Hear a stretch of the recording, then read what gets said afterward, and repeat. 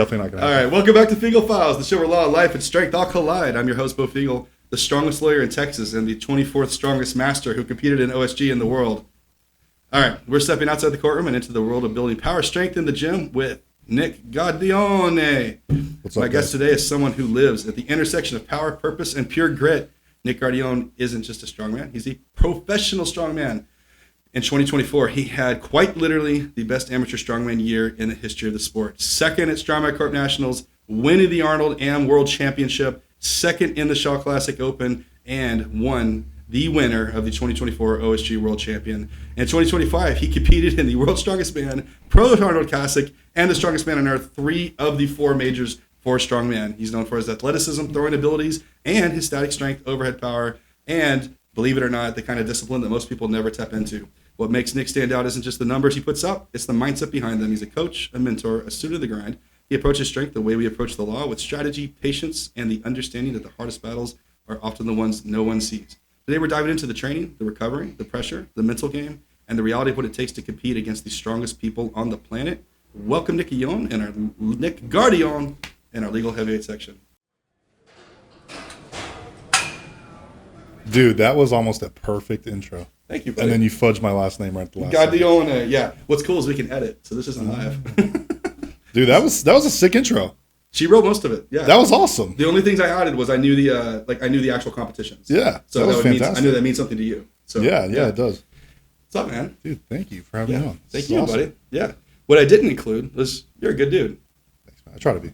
My first, we've interacted, we've known each other I've been at the gym for 3 years plus, 2022. But we saw each other in passing, didn't so bro. That was it. But my first real introduction in 2023, Austin started coaching me, and you guys before Metal Mayhem in 23, the second one you did Strongman Saturdays still. And I showed up, and y'all were doing a wagon wheel deadlift for Max as a event. And so you gave me a few pointers in that session. But again, we didn't know each other. I mean, new name, but nothing crazy. You were coaching Adam Angus at the time, who kicked my ass later, but that's another conversation. I'm glad he's out of my fucking gym. No, I'm kidding. He'll be back soon. Adam's awesome. Yeah. And so we go to the competition, and when I went out for one of my first deadlift attempts, you remembered, not just me, you remembered the specific cues to tell me. And I always appreciated that. I really appreciate that, man. Interesting. Yeah. So literally, you're like, I remember what it was. I think feet a little wider, whatever the cue was. But it was clearly you remembered me. You were running both lanes too. You were reffing both lanes. So thank you, man. Of course, dude. I love that's part of what makes strongman so special for me is just when you meet somebody and you help them, you're part of their journey now. And so it becomes this branching path where I'm doing my thing, I'm getting stronger, I'm improving, but you go on Instagram or you go to these competitions and you're like, oh yeah, I helped with that person's log press, or oh yeah, Beau's on that podium now because I maybe helped him a little bit with his deadlift, or you just kind of become part of other people's journeys, and that's really rewarding. You get to do it in the sport because I spend a lot of time talking about heavy metal and their culture, and I know we both love and embrace, but you are worldwide now because your influence is not just our still gym. So weird to me, right? Yeah. I mean, let's see. How many athletes you coach now? I'm close to a dozen. I'm really picky about who I coach. They need an OnlyFans account.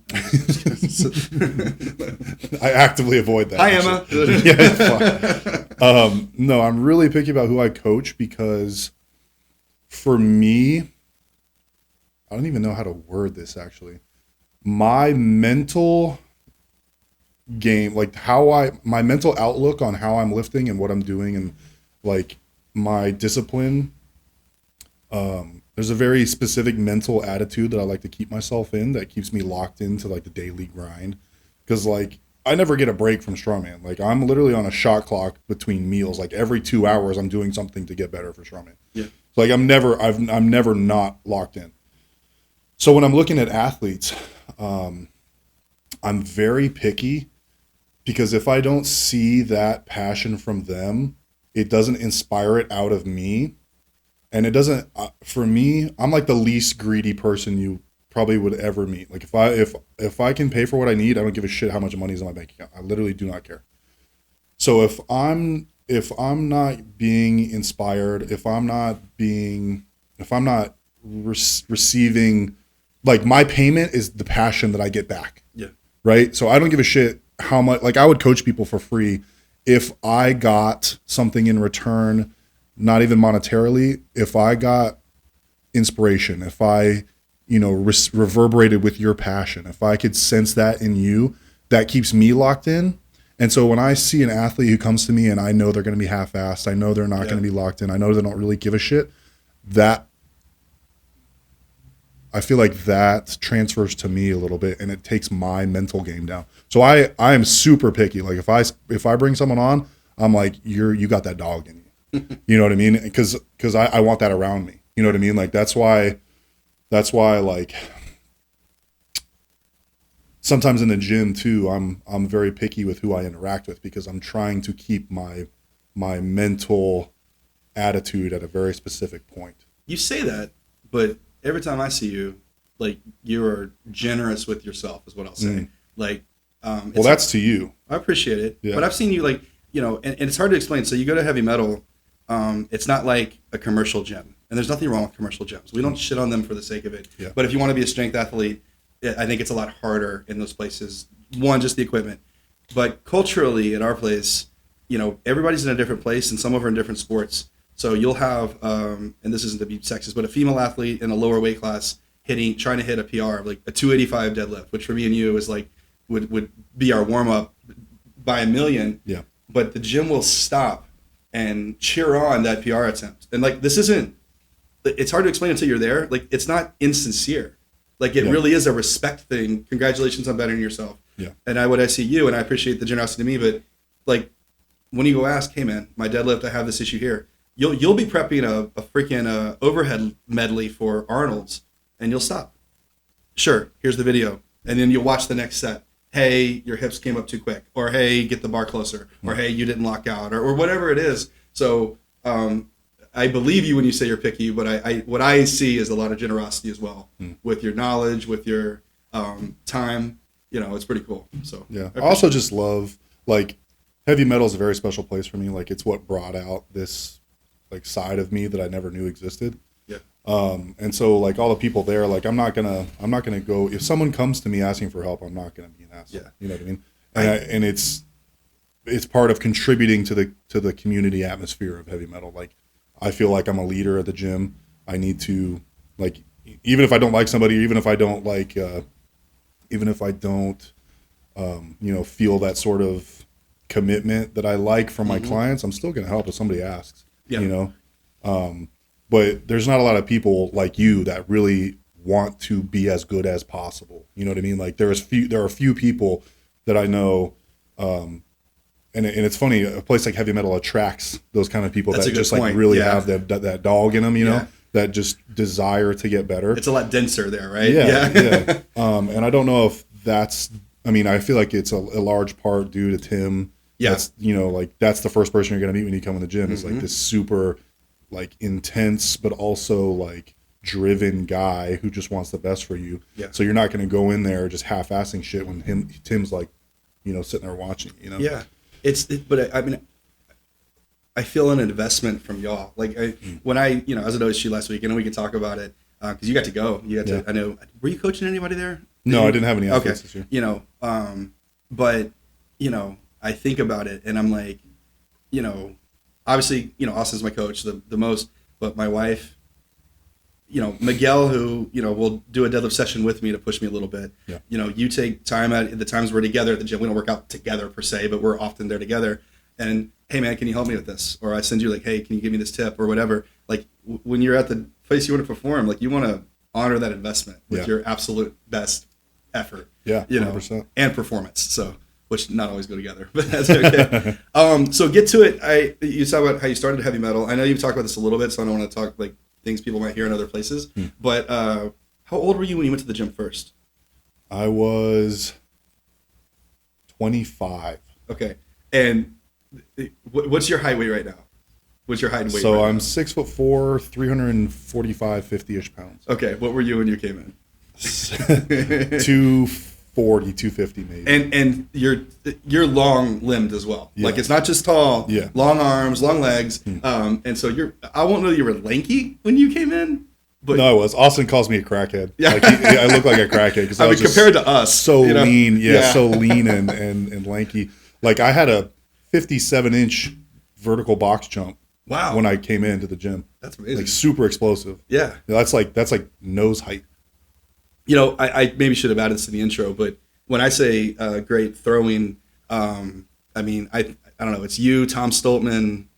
I don't know who you want to throw in there. Maxime Moudreau. Max Boudreau, Maybe Evan-ish. I mean, Shane Flowers, yes. and Westerwinski. That's it. So I'd say I'm somewhere in the top 5. Yeah, depending on maybe the implement of the day. Yeah, but yeah, and it definitely changes. Like if you're going for a max or if you're going for speed, I would say Shane Flowers is the best in the world right now. Okay. For like a series because his technique has no load up time. He literally just picks the bag up and goes. That's amazing. I don't know how. I literally don't understand how he does it. Well, he's a freaking explosive athlete. He's very explosive. Yeah. He's very explosive.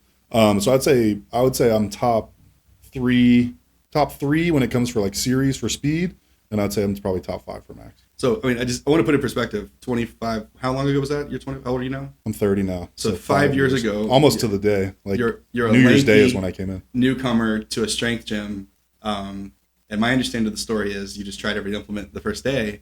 Yeah. That you walk in, and today 5 years is not that long. No. And a world class, not just world class like you competed. No. A standard setter and record breaker for throwing events. It's pretty fucking cool. It's pretty wild. It's awesome. But I mean, that's kind of what I'm talking about. Like, if you can give me 5 years of extremely locked in effort, I believe I can take anyone to the world, like a world level. Because in strength sports, it's never like a sprint. It's never like how hard can you go in one session. It's never how hard can you train for 3 months. It's how consistent can you grow for 10 years. How consistent can you not get hurt? How consistent can your diet be? Your sleep, your recovery, your training, and your effort in your training. I would say too. Yeah, it's all about intent.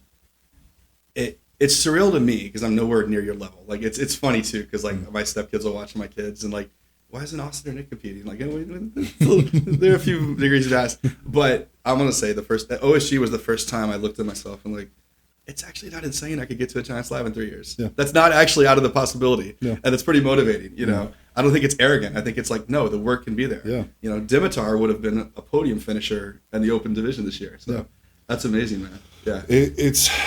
And I've been through all those phases too. Like, you know, I started at a novice show with, you know, no skill, no nothing. I've gone up. I've got my ass kicked at nationals, got my ass kicked at OSG, continued training, working on my weaknesses, getting better, gaining the weight, eating the food, sleeping, doing everything I need to do. Literally, like, I would not be able to sleep at night if I didn't feel like I was doing 100% of the things that I needed to do to get better. Like if I was like, man, I really should have rolled out today, I will literally get out of bed and go roll out for 20 minutes or stretch or, you know, eat that last meal or whatever it is. Like and that's for 5 years, all day, every day, never, like no days off. I'm always locked in. That's the difference between, you know, taking 10 years to go from the novice level to world class and taking 5 years. Well, and also you know? just getting there. I mean, I don't want to observe, like, and this is anecdotal, but a lot of people maybe come to the sport with a pretty significant sports background. Maybe they're like a former football player. So they're strong. Like, let's be, you know, I mean, not world's strongest man strong, but strong. They're athletic, and they had a work ethic at that point. But taking that to say, push to the same level, like the dude who just went to the gym and wants to bench one plate for the first time, you've got to have that mentality. Like, no, like this is hard. Yeah. And so keeping that intensity, I think, is hard. It's especially when you hit some big numbers, right? The first time you bench, I'm sorry, we don't bench. Fuck bench.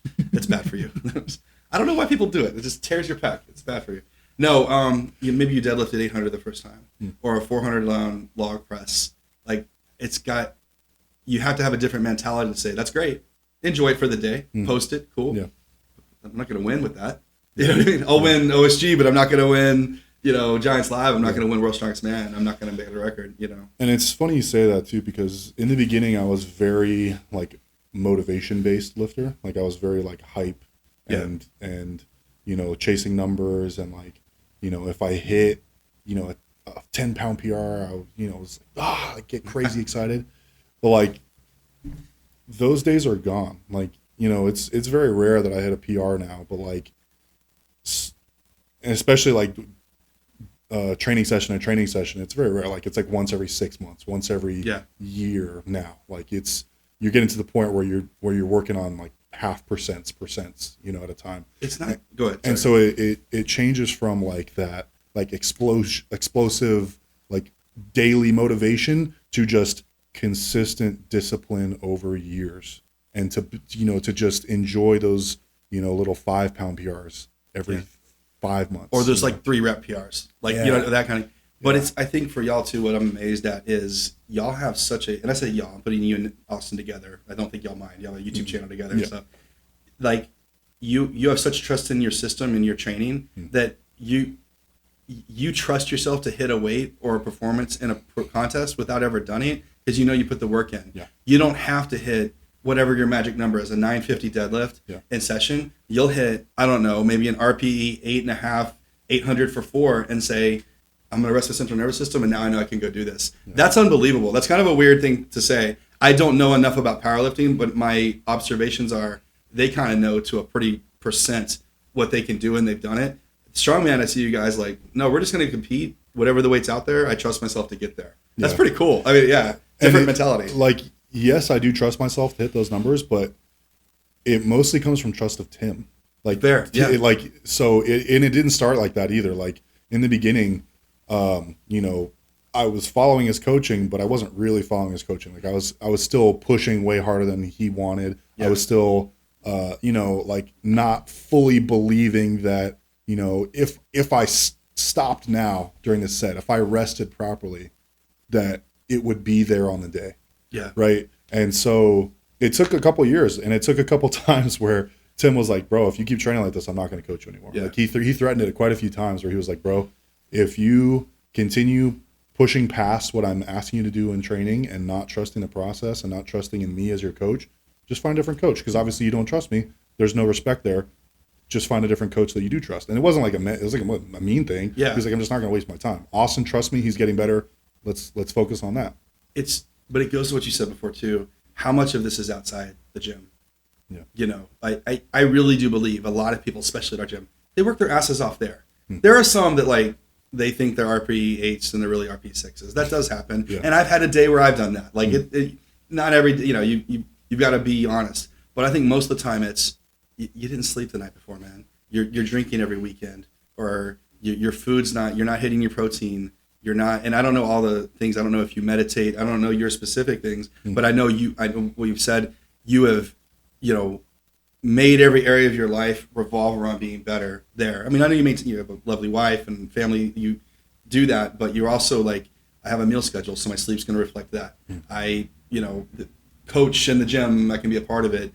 I trust myself to rest or take days off. Yep. One of the things Austin taught me the most was I remember that going, I'm not feeling good, say go home.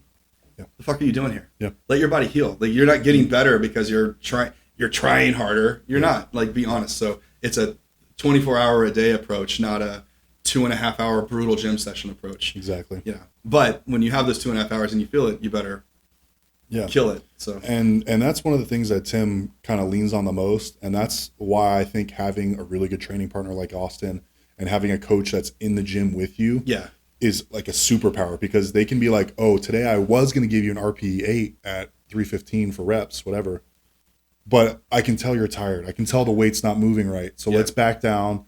An RPE 8 today might be 250, might be 275. And so having someone else be able to look at you and be like, today's not the day. Let's not push it. Mm-hmm. Like, that is invaluable, because some days you just want to bang your head against the wall and move some weight. And there's some days when you just shouldn't do that. Yeah. And also on the converse of that, there are some days where, bro, I've never seen you move 315 like that. Time to put it on. Let's fucking throw 20 pounds on, Yeah. So like it's good to have an outside set of eyes. Like, you can be as in tune with your body and as smart with your RPs as you want, but if you don't have that exterior pair of eyes and on someone that you trust, sometimes you just don't get all and that, like, you don't get everything out of the workout that you could. And I think that's why I've progressed so quickly. It's amazing. I don't know, I love this sport for a lot of reasons, obviously, but one of them is how much the mind matters with it.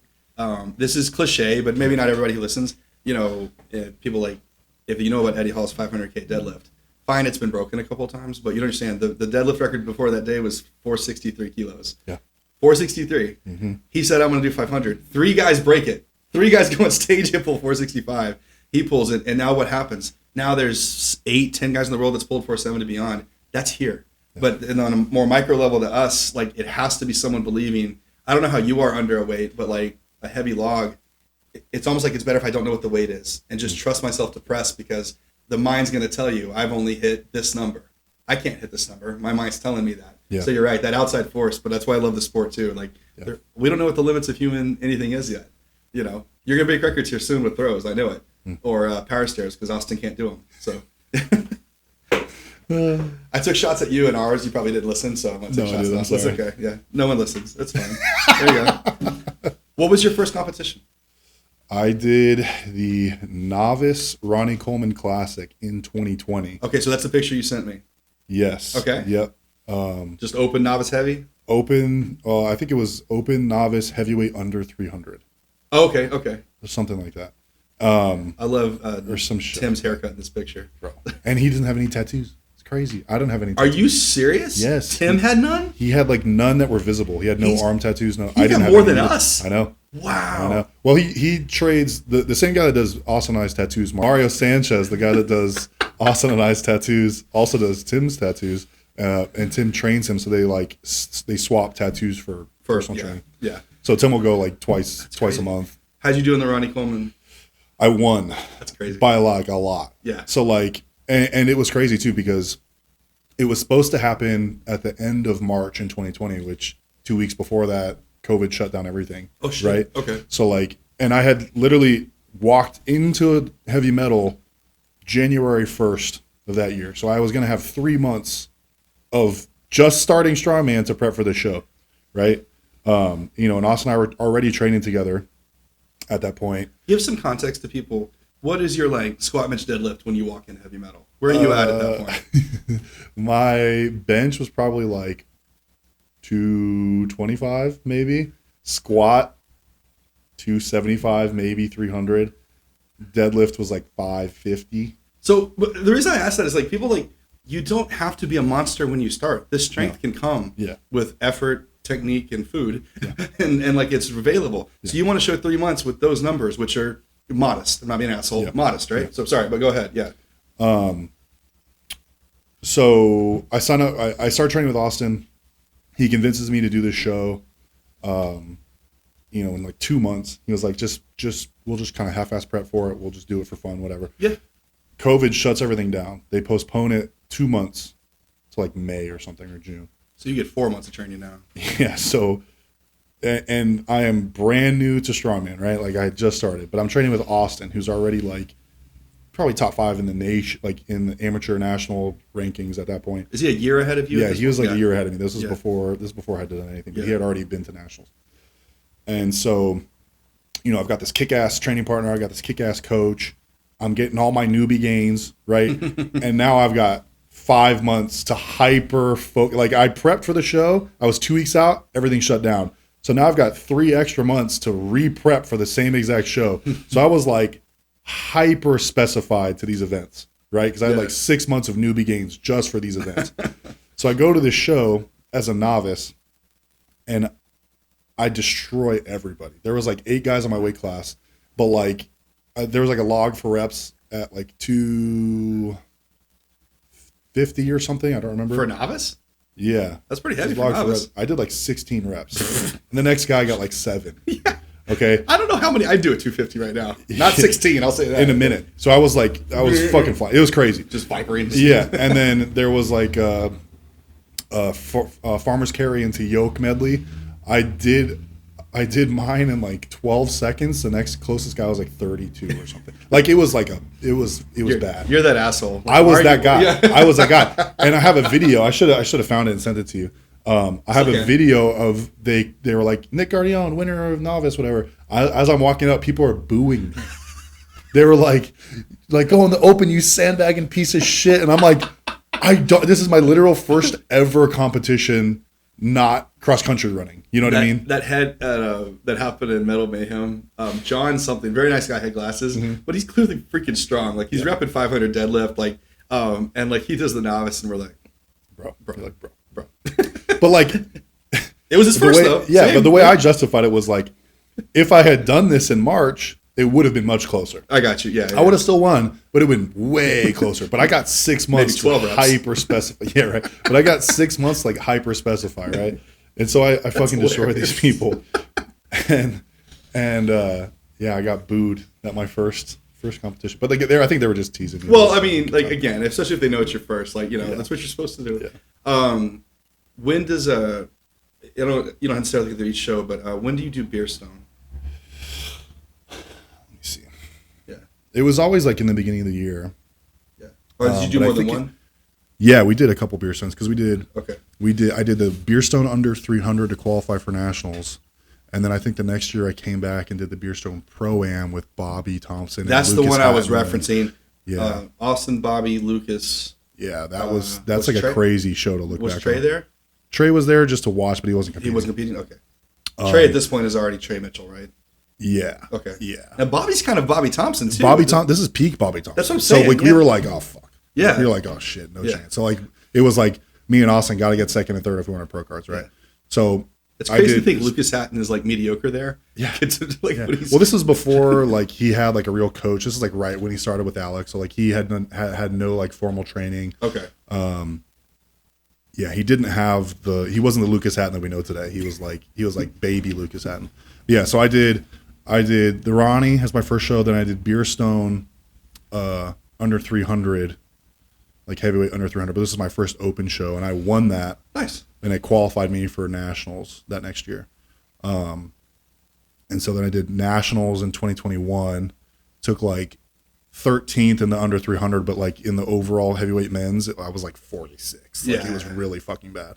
Like I got a picture of like skinny fat me and fat Austin at our first nationals, and it was like fucking bad. And because Austin and I almost got in a fist fight in the back because Austin was literally on track to win. Oh, is this the one where he starts showboating? Yes. So Austin was literally on track to win.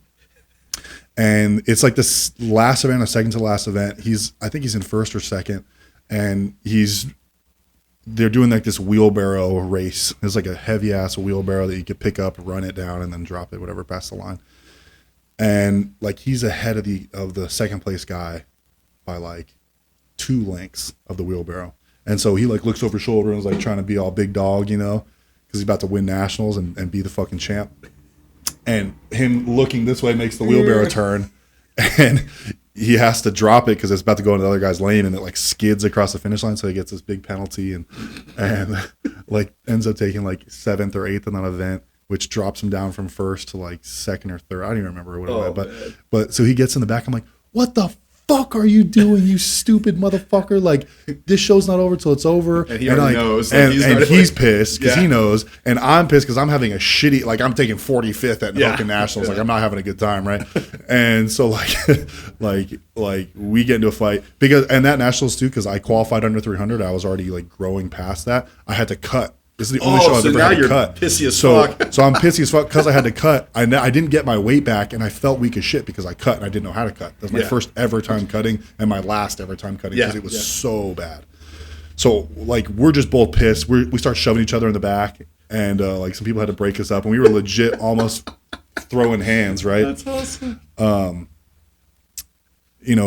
it worked out, and I think that was a lesson that we both had to learn. Yeah. Because after that. That's why you compete some too. You got to learn some of these lessons. You know? Yeah. It's easy to say that, but like there's a lot that goes into competitions. That's not just being strong. Yeah, and that's they talk about show experience all the time, but like it really is like you got to experience these hard lessons sometimes to not do them later at the big shows where it matters. Yeah, well, dude, I mean, think about a quote unquote normal strongman show. They're a day. They're often outside, a strange place. You got to figure out how to manage your food. Your card. I mean, even your longest gym sessions are 3 or 4 hours, and you're peaking one event. Yep. You got to peak 5 times, 6 times, balls to the wall. Especially if you're more on the lower level. Like these events might be really pressing 90, 100, 110% of your maxes. Yep. And that sustaining it, that's hard to do. Like Yeah. competing often, I think is a good thing. Energy, Not like, every month, but yeah. Learning how to compete is a skill in itself. Like, Yeah. like learning how to conserve your energy. Like once you're done with your event, saving it for the next event, like getting amped up for the event and then immediately coming back down. Like there's a lot of guys that it takes, you know, a really long time to learn that.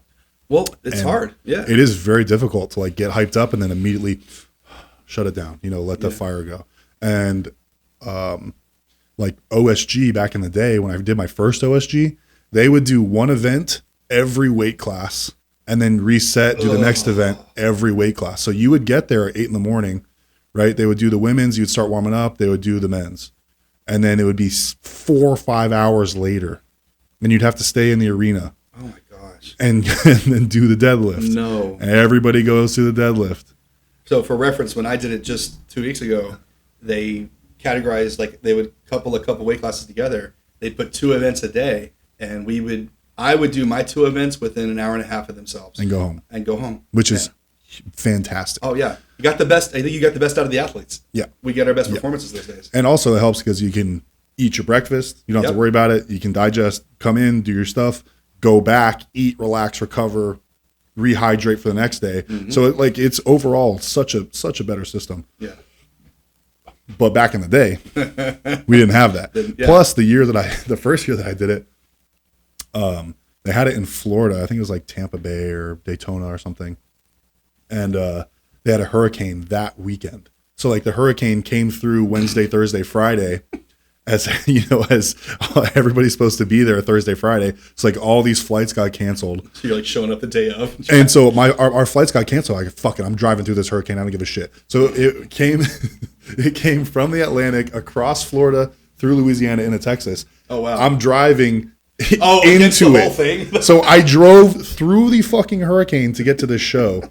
And they ended up having to cancel the first day because the hurricane was still there, right? And all the flights got canceled. So they condensed. How many events you had? They condensed the qualifiers from 2 days into 1 day. So they did everybody 4 events on Saturday. God. We were there. I think they started events at like 7 a.m, and we were there until like midnight. I don't want to make the finals at that point. It was brutal. How'd you do in though? I took 15th. So did they still have the 10-guy cutoff for the finals? Correct. Yeah. Okay, so they still missed it that point. And I was really, really sad because I was so close. Yeah. Like it was one of those shows where it was like, that was like the first time that I was like, oh, like I can hang with these guys. Like I was like, oh shit. Like these guys are some of the best in the world that aren't at World Strongest Man. And I'm right there in the mix. You know, like I took like 3rd on the sandbag to shoulder. I was like top 10 or top 7 or whatever on the farmer's carry medley, and like, you know, the deadlift I lost points on, and like the press I was like mediocre. And it was like, damn, like if I was like a little bit better, I'd be in the finals. I felt similar. I didn't have I was 24th, but like I deadlifted more than like 7 of the guys in my division. Only 10 guys deadlifted more than me. We tied in the 1 door. I deadlifted more than like 3 or 4 guys in the open. I'm like, okay, that feels good. Yeah. I log pressed more than some guys. Like, oh fuck, I'm in that range. Yeah. You know, it doesn't feel like it. You know, I'm just, you know, Austin's little brother at the gym. You know? Same. Fucking same, dude. I wanted to talk about it. I know how that feels. Yeah. But it's those little incremental, like, oh shit, like I'm at that next level now. Like wow, like I'm here. Yeah. And it's like that gives you a little bit more every time, and you're just like, you know, like working your way up the steps. Well, I'm curious how because every level, like I do a novice open heavyweight and mid-level. Like, okay, now I see what I got to do this next. Then I do an open show and I suck, but like, okay, I'm not that far away. Yeah. Now I got to do these little extra things. And it wasn't because I was lazy before, but it's like once you see it, I'm almost there. And that's what it's like OSG, like, oh, I know where I can improve. And like, 24 is going to look like 14th next year, like, or 10th. Like, fuck that shit. Yeah. But you can see like where that level is. You kind of get taste of it. And I think that's why Strongman is so addicting, because it's like the donut on the stick, right? Like you're just, it's just like just out of reach. Like you're like, your goal is always just right there. Cause you know, like you do your first show and you're like, damn, I could definitely go to that next weight class. Like I could definitely go to opens. And you're like, I only need that much more to be like competitive in the opens. And you get to the opens and you're like, if I was 20 pounds like heavier on my deadlift, I could have got a podium, you know? And then you get like, man, if I was 2 seconds faster on my farmer's carry, I could have won nationals. That's, you know, crazy, like just man. It's just like it's always just right there, you know. Mm-hmm.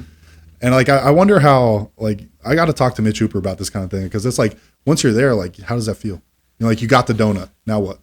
But how many guys feel that? Cause there's, yeah, the only it's guys, very rare. Cause we're talking literally right now active is Mitch, Tom Stoltman, that have to feel that not donut led.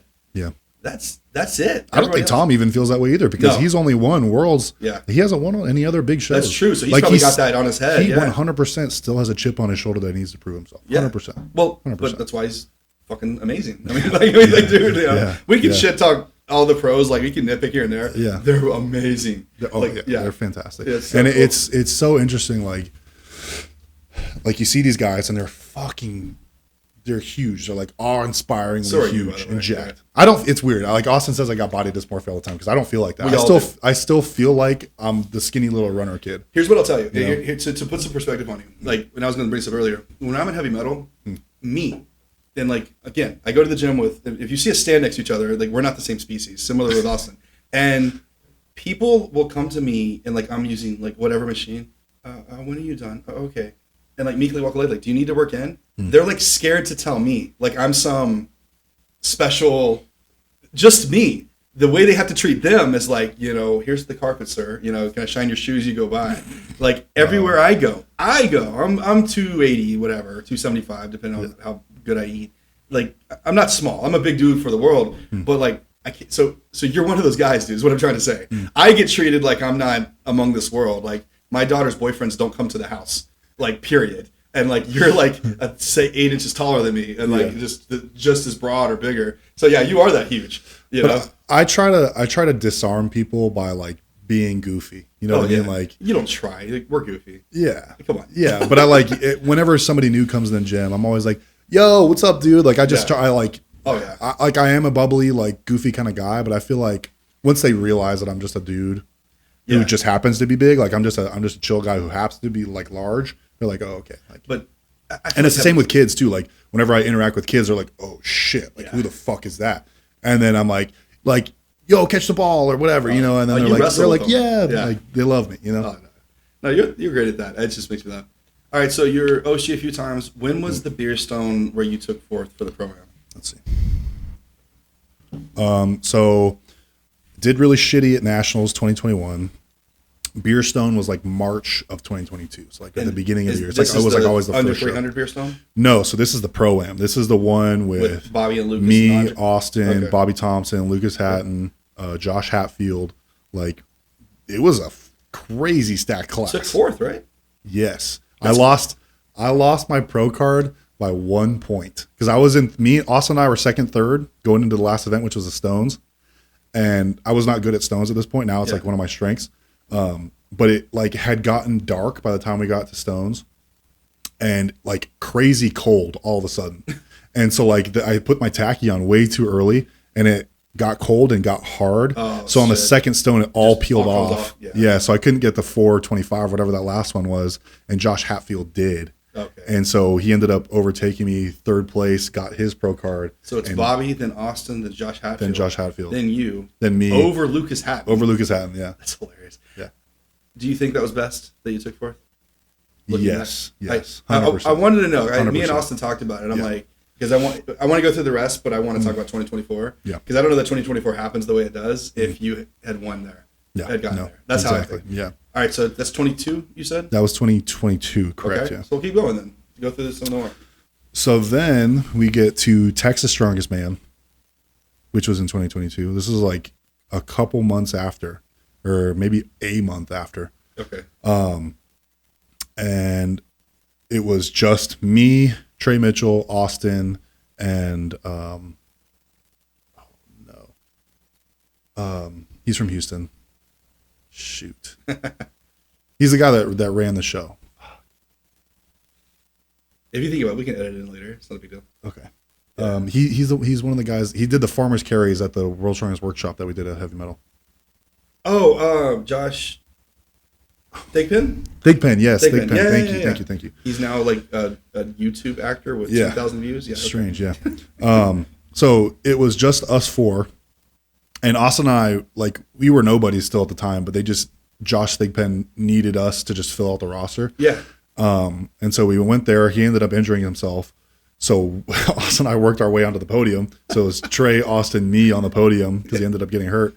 Because this is when Josh was trying to like get back into pro strongman. Like he wanted to win Texas Strongest Man to like prove to Colin and Darren that he could get back to Worlds. To get to Giants or and Worlds. it didn't happen, and now look at him. So I think we kind of put the nail in his career. He was getting older by then too. Yeah, but I think he wanted one last hurrah, kind of like Martins, and then it didn't really happen. So ended up taking third at Texas Strongest Man. But the reason why I bring it up is because, you know, I had done all these shows back to back to back, and I was so tired and so exhausted.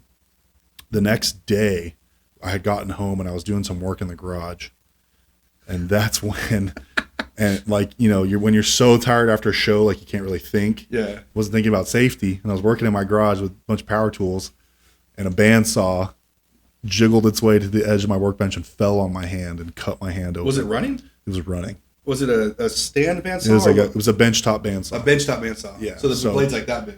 Yeah, it was like maybe like 1 inch wide, but it's tiny little metal. Oh yeah, blade. I know what they are. I wasn't sure if it was the ones like on the stand, the big ones, or the. No, it was a bench. It's a Milwaukee portable one. That's Okay. like you plug in, but I had built a table for it that it's. I looked so long and hard for a case with just a bandsaw, and I couldn't find one. Fucked up. Yeah.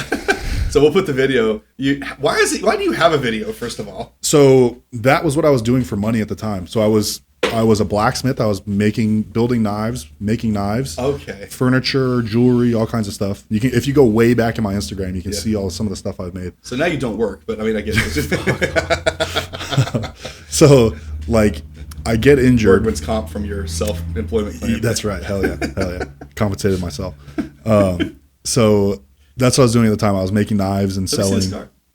That's it, right? Holy shit. This whole line right here. Oh my god. Yeah, and you can kind of see like where the tendons are like reattached down. So it cut like this? It cut like this. That's why it's kind of arc shaped, because it came in at an angle. God. And it severed every extensor tendon in the back of my hand. Oh my god. So like if you put the video up, you might have to blur it, but like I reached for a towel to stop the bleeding, and my fingers are all floppy. And oh no. Yeah, I was like, oh shit.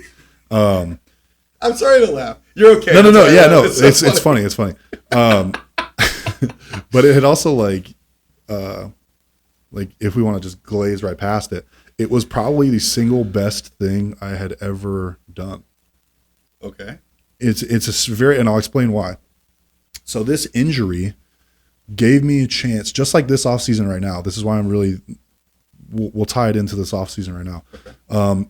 It gave me a chance to step all the way back, re-examine what was working, what was not working, and give me an opportunity to rebuild with all this experience that I had gotten from my first year as like a decent amateur. Yeah. Right. So I got my first ever blood work done. Holy shit. So I got my first ever blood work, realized I had low T. Yeah. So hopped on TRT. Fixed my sleep apnea, finally got a CPAP. Yeah. I was just letting it ride. You know, I was getting to the point now where I was like pretty well over 300 pounds. You're the reason I have a CPAP, by the way, because I was on the plane to Worlds and you were next to me like, bro, you're going to die. You're going to die. Yeah. So I got on TRT. And I had known that I had pretty severe sleep apnea even when I was like 160 pound high school kid. Yeah. Like I had gotten a sleep study done way back in the day, and I just was like, fuck it. Like, I just sleep more than most people, but it's fine. Finally got a CPAP.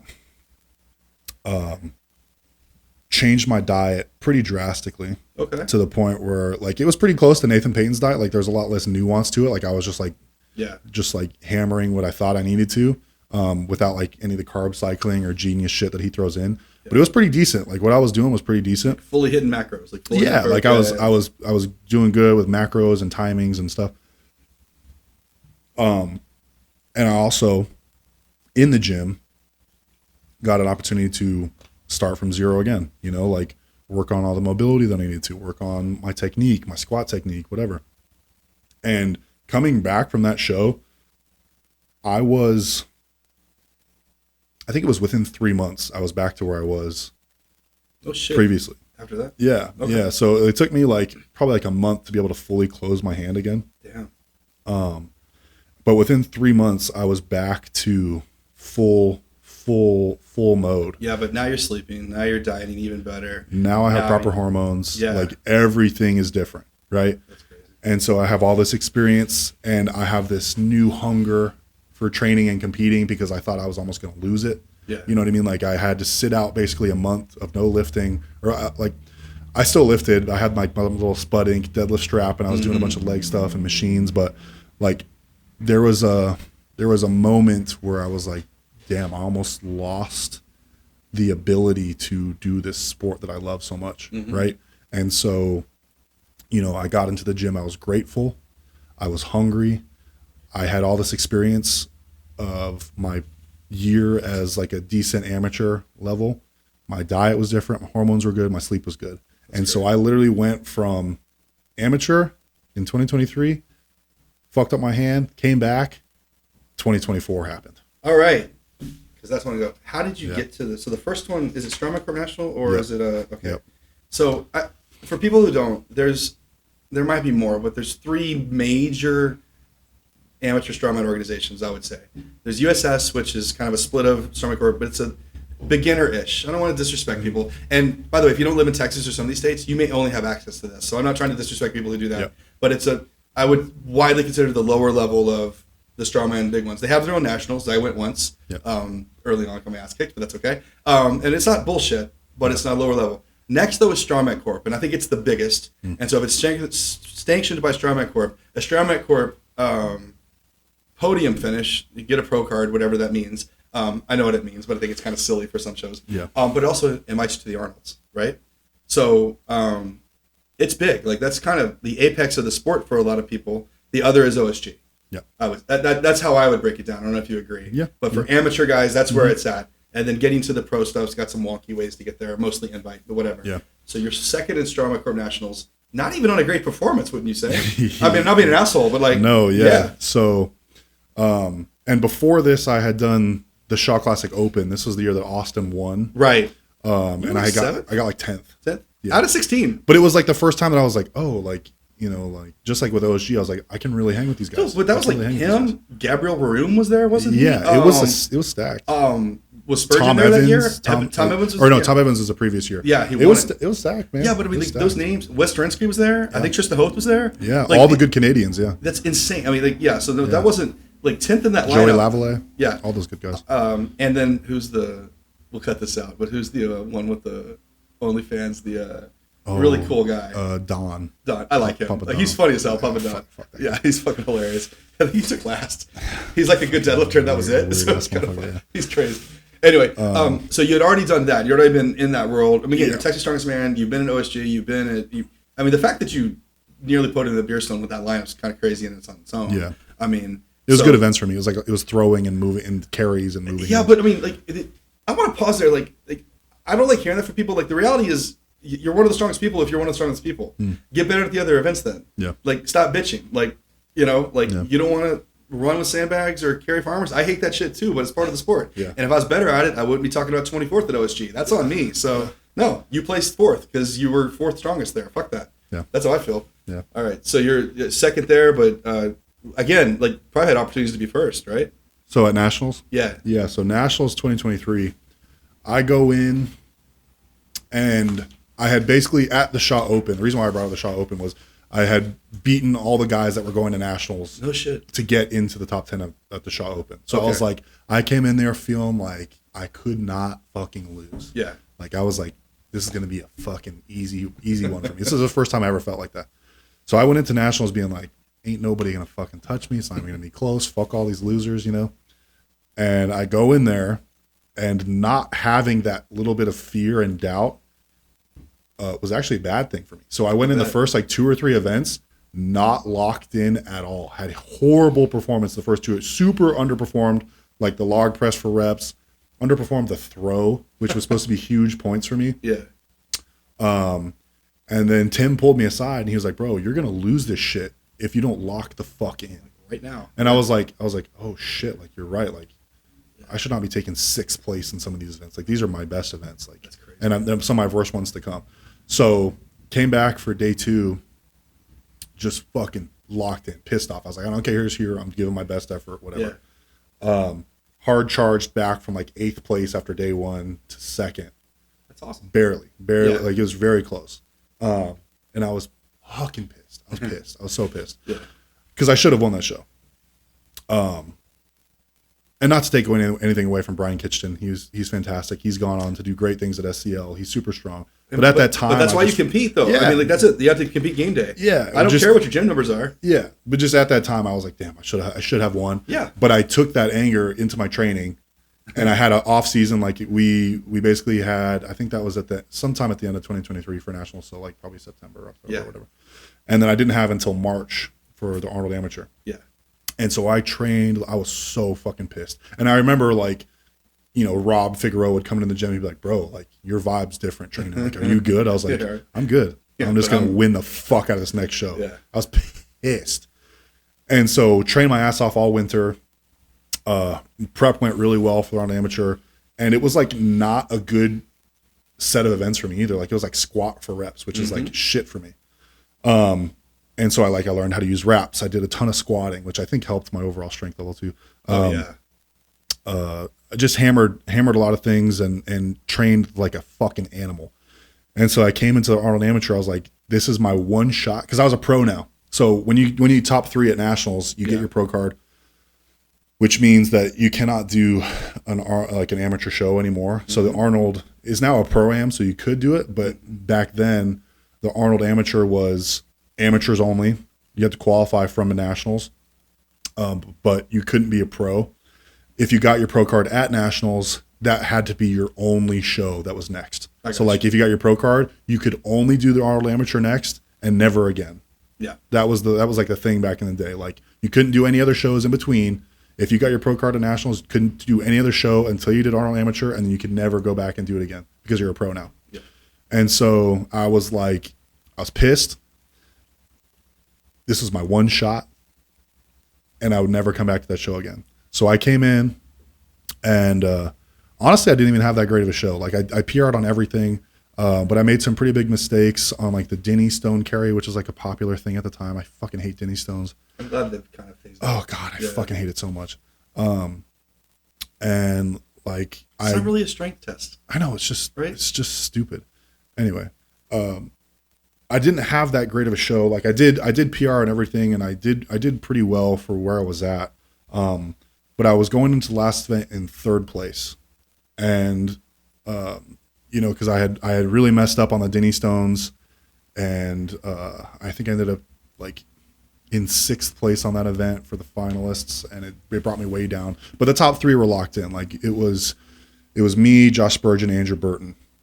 And we were pretty far ahead of the pack. Some god motherfuckers, man. Yeah. Like, dude. And we're all the strongest man on earth, Arnold's levels now. So the top 3 were locked in going to the last event at the Arnold's, and I didn't know at the time, but this was like one of my best events. And I didn't know. I thought other people would be in my realm, but this is sandbag to shoulder. This is sandbag to shoulder. For weight, is that what the for max? Yeah. So they set up a row of bags, and you can just pick whichever ones you did. If you want to start light just to get points and work your way up, cool. If you want to start heavy, get big points, whatever. Yeah. It's your thing to figure out. So I went out there. This is my last event, my last time at the Arnold's, my last shot. We're in the finals. I'm already on the podium, but like I'm only a couple points behind first place. And I had done like a 400 or 420 bag in the gym. And I was like, fuck it, I'm going for the 440. I'm going to send it. Yeah. And I barely got it. You can throw the video up here if you want. We will. Yeah, I've got the video. So I'm barely getting it. I'm like passing out while this thing's on my shoulder. Like I'm like barely standing. I get my hand off. I put the bag down, and I'm just happy that I gave it 100% effort. I didn't expect to win the show at that point because I knew that Josh Spurgeon and Andrew Burton were both really good at loading events. Yeah. And so Josh Spurgeon goes out, and like by some weird thing, he fumbles the bag and runs out of air and runs out of time. I think he gets like 5th place in that event. So I was like, oh, cool. Fuck yeah. Like I jumped to 2nd. Hell yeah, badass. But nobody really gives a shit about 2nd place at the Arnold Amateur. It's like only if you win do you get the qualification for the Arnold class. I want to pause that. Yeah, so there's 4 major shows, and we're going to get there because you're a pro now, uber pro. But not just like I got my pro card. Like no, like a real pro. But in this Arnold Pro-Am, the winner gets to go as a qualifying athlete for the Arnold Strongman Classic. Yeah. Which I don't know how you want to rate the 4. We could have fun debating that. Yeah. OG early 90s they started it, and that's Big Z shit, Vitalis Lava shit, Brian Shaw shit, Thor shit. Yeah. Like, that's winning. That is for strongman fans an equivalent to World's Strongest Man. It's Strongest Man on Earth. It does not get better. You can have your opinion on it doesn't matter. So you get to go to that show. Now you're competing with, nowadays nowadays Thor, Austin, Mitchell, and whoever. Yeah. But anyway, so winning this is like a thing. It's a big deal. Yeah. It's a big deal. Like potentially a career maker. But anyway, so long story short, Andrew Burton also fucks up. I win the show. That's crazy. Huge. This is my first like big win. Yeah. Pulled it out of the fucking hat, out of nothing. Huge. 440 just shoulders, kind of sick. Yeah. I feel like I would destroy that now. I feel like now I could. I wish there was another event like that because I feel like I could get up in the 500s. That's crazy. Because I've done a 500 stone now for a double. And I think back then, like, I don't think I had even done a 440 stone yet, and I did the 440 like even a load, like yeah. So I really think like if I can do 500 for a double on Atlas stone, I think I could probably 500 shoulder 500. I need to just take a month and train sandbags with you. Like, that's all I do. Just like a camp, you just wait for the whistle. Like, sandbags, bitch. Like, let's just go. Oh man. Yeah, I've dubbed myself king of the sandbags now because I throws, sandbag carries, sandbag loading. Oh, dude, I'm just really fucking good at sandbags for some reason. So that's my first big win. So I'm already on a kind of a roll, like second at nationals, won the Arnold Amateur. And then we go into the Shaw Classic Open again in 2024. I feel like you're a favorite here now. Yeah. Like, I mean, that's how I felt. Like, going on. Yeah. Yeah. And Austin had won the year before, so it was like, I'm going to win this because I want heavy metal to go 1-1 back-to-back years, right? So I go in there and, I let the mindset slip a little bit. Okay. I make a stupid mistake on a sandbag carry medley where, to be honest, it kind of was a silly rule. Like we basically had two sandbags that we had to put in a drop zone, like as big as this one side of the table. Mm-hmm. And it was marked by like a white tape box, and then we had to run and push a sled. And so I threw the first bag, cool, whatever, put the second bag in, but it like rolled, it like kind of bounced and touched the tape.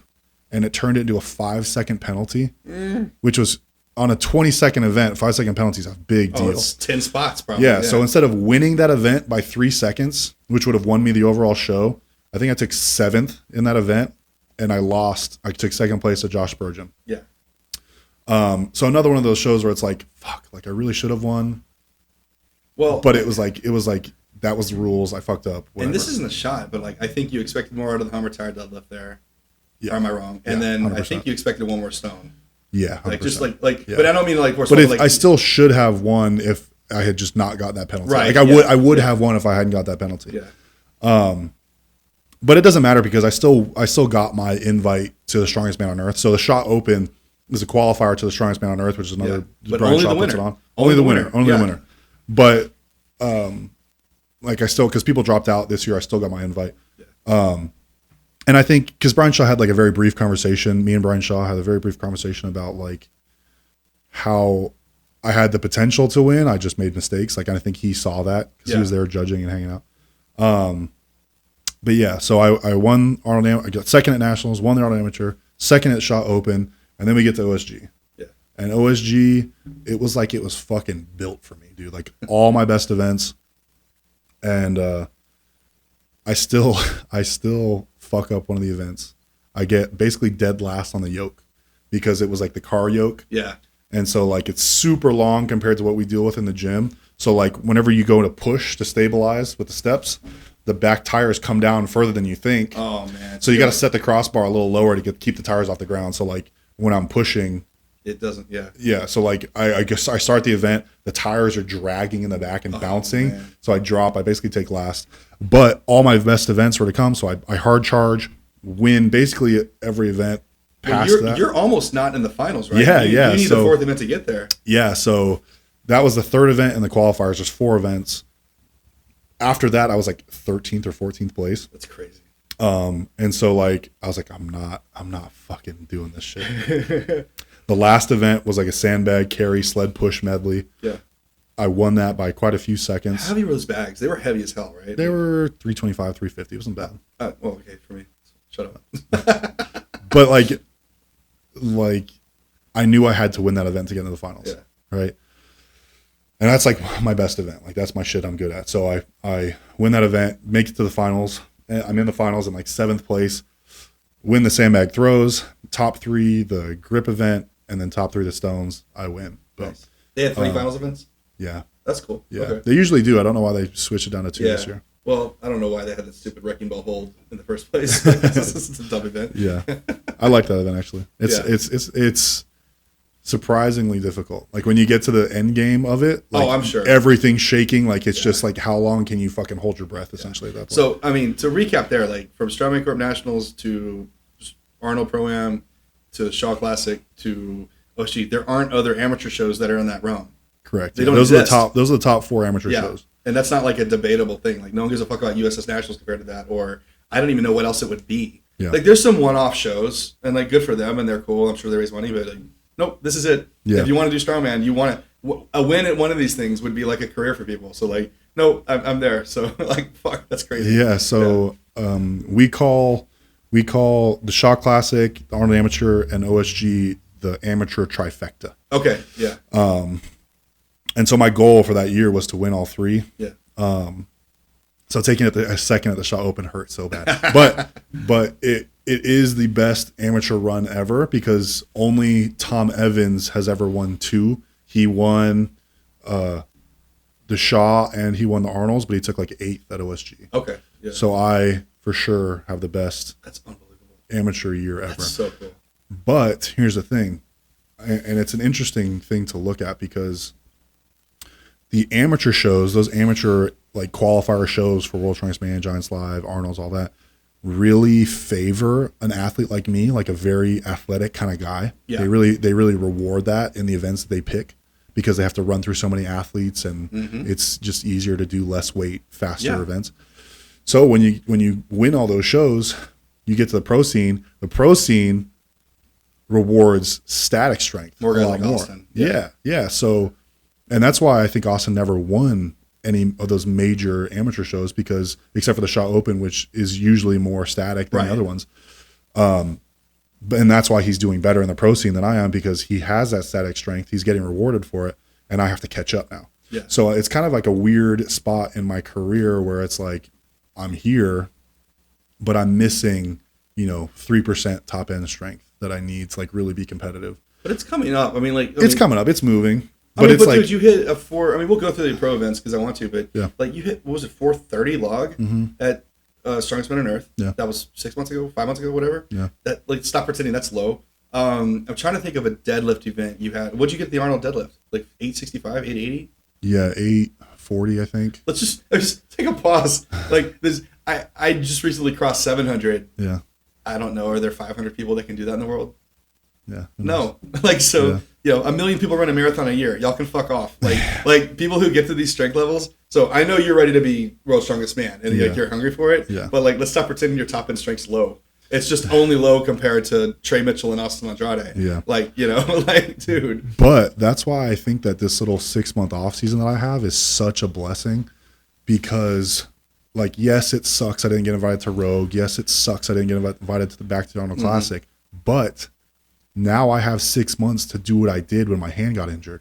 I can go back to basics. I can rebuild, focus on what was working, what's not working, fix all those things, and just build a fucking tank. You know what I mean? Like I got 6 months to focus on what I need to focus on to get points next season. How do you know you're getting invited to Worlds, or is that something? It's not a guarantee. Yeah. I mean, nothing's really a guarantee at this point, which is kind of scary. That's kind of weird. Yeah. There's no way to earn it at this point. Yeah. So I think I will be though. And I think not, and it sucks to say, I don't know if Josh Spurgeon watches this, I'm sorry. I'm really grateful that there was no other Americans on the podium at OSG because that would have really potentially it would have filled my American spot. Yeah. And there's already 8 fucking Americans going to the Arnold Classic. So like the American scene is very saturated. Like you have to be an insane freak to be really like called out. We can just, are you counting Mitch or you? No. Okay. No. So Bryce, our boy, Austin, Tom Evans, Trey, Lucas, Evan Singleton, Tom Evans. Andrew Burton's going to the Arnolds, but I don't think he'll get a world spot. No. I'd love for to see him succeed. Good for him. Yeah, I doubt it though. Yeah. So that's already like, and if they're doing another 25-man World's Strongest Man, like Yeah. they're not going to want too many more Americans. they're So, often like, 30, so dropping to 25 is a thing. yeah. So that's they did 25 last year, 5 groups of 5. So into 24, you're OSG champion now, but as a result of your Arnold, you get to go to the Arnold Pro Show. Yep. You and Austin get to go together. Yep, Which was pretty sick. That was so sick. So try to remember. So you had a deadlift event. You pull a major PR. Yeah. You kind of got screwed too, because I like how Shaw does it, where you can call 3 events, but everybody gets to go in order of their not lowest to highest weight. So you had to just go back to back, and it's not your fault. Maxine was like, "Fuck this," and so you had no one in between. So max event PR, because I don't think there's any. I don't have much doubt you hit the next weight. I forgot which one you missed. I think I missed the 860. But I mean, would you have 7 minutes, 6 minutes to 3 minutes? 3 minutes, like that's You can't go PR to PR in 3 minutes. no. My only experience, like, because you were with me when I hit 725 in the gym, it flew-ish, like I had it. Yeah. But when I had to go to OSG and do 675, then 725, like, well, this fucking sucks. Like, this hurts. And there was no way. I probably have 765 in me, but not after those two. So 3 minutes rest? No. Yeah. Yeah, because Maxime opened with the lowest opener. Yeah. I chipped him just so I guaranteed those 2 points.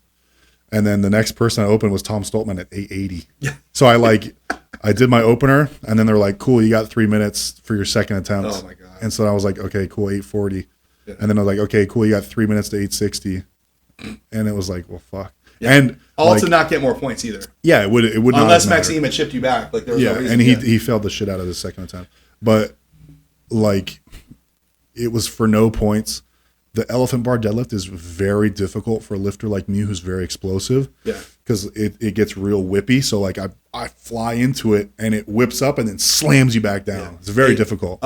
Standard bars are 8 feet long. Yeah, I think it's a 10-foot bar. And elephant's 10. Yeah. And deliberately, like, that's part of the... With, like, real thick plates, too. So Yeah. they put the weights way out. Yeah. Now, the advantage is the pull off the floor starts higher. Mm-hmm. So people are like, it's easier. Yeah. Not with that whip. Not with the way that I lift. No, well, For Austin, it's a huge advantage. yeah, until he hitches, and then it throws him out of position. We'll talk Well, about he that in a hitches minute. like an asshole. He hitches where he like bumps it against his legs and creates wobble to get it over his fucking fat quads. He needs to just ramp. Like we're going to work on it this offseason where he just leans back and slides it up the quads. Well, you were there with me. I did 675, and I did that. Yeah. I didn't need to hitch, but I was so not used to that weight. Yeah. And what did it do? It threw me. I was able to pull it back. Like, oh, what the hell? Yeah. And so for the next one, you're like, just pull back, just ramp the fuck. And sure enough, just okay. If Austin can figure out how to hitch, he'll be a freak. More of a freak. I still think 500's in that possibility for him. Oh yeah. Yeah, that's 100%. pretty crazy. If he did 470 this year, 2 weeks after Strongest Man on Earth. That's insane. If he can full prep, I have no doubt that he's going to go over 500. That's so amazing. And I think that he's getting to the point in his career now where he's like pretty much a guaranteed invite for deadlift champs, a guaranteed invite for the major 4. Yeah. He needs to start being like, he needs to figure out what his goals are going to be for the year. Like if he's like, this is the year that I go for the deadlift record, or this is the year that I want to win Arnold's, this is the year that I want to win SMO. He needs to figure out what those goals are and then plan for the year around that. Because I think now he's just accepting all the big shows and he's getting burnt out, which is hard not to do, right? It's hard not to do, but he's proven himself. He's guaranteed invites basically for all these things. So he's like, he needs to be like, okay, if deadlift champs is 2 weeks after SMO and I want the deadlift record this year, no SMO. Which is hard. I would also say winning SMO might be a goal. Yeah. Oh, for sure. Maybe it should be. Maybe skip Worlds. It should be. So it's hard to say that. But maybe skip Worlds. Something. Well, Lucas Hatton has had a lot of content about it. I mean, I know, you have opinions on whoever, but he's a fucking amazing athlete, like just stupid strong. Yeah. And he talked about the shows he did this year because he's kind of like 1 year behind Austin and like getting to the pro scene. I think kind of close together. And he did that. He did like 7 shows this year, and he's like, I can't do that. This was cool. I wanted these experiences. I've got to. He's doing exactly what you said. Like I got to figure out my goals, and I can't do 8 shows. So, I mean, you did 4 this year.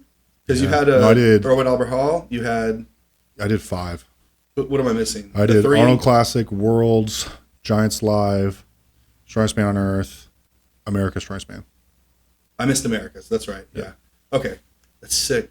So you had the big back to the Arnold. You had the big jerk. You hit 500, right?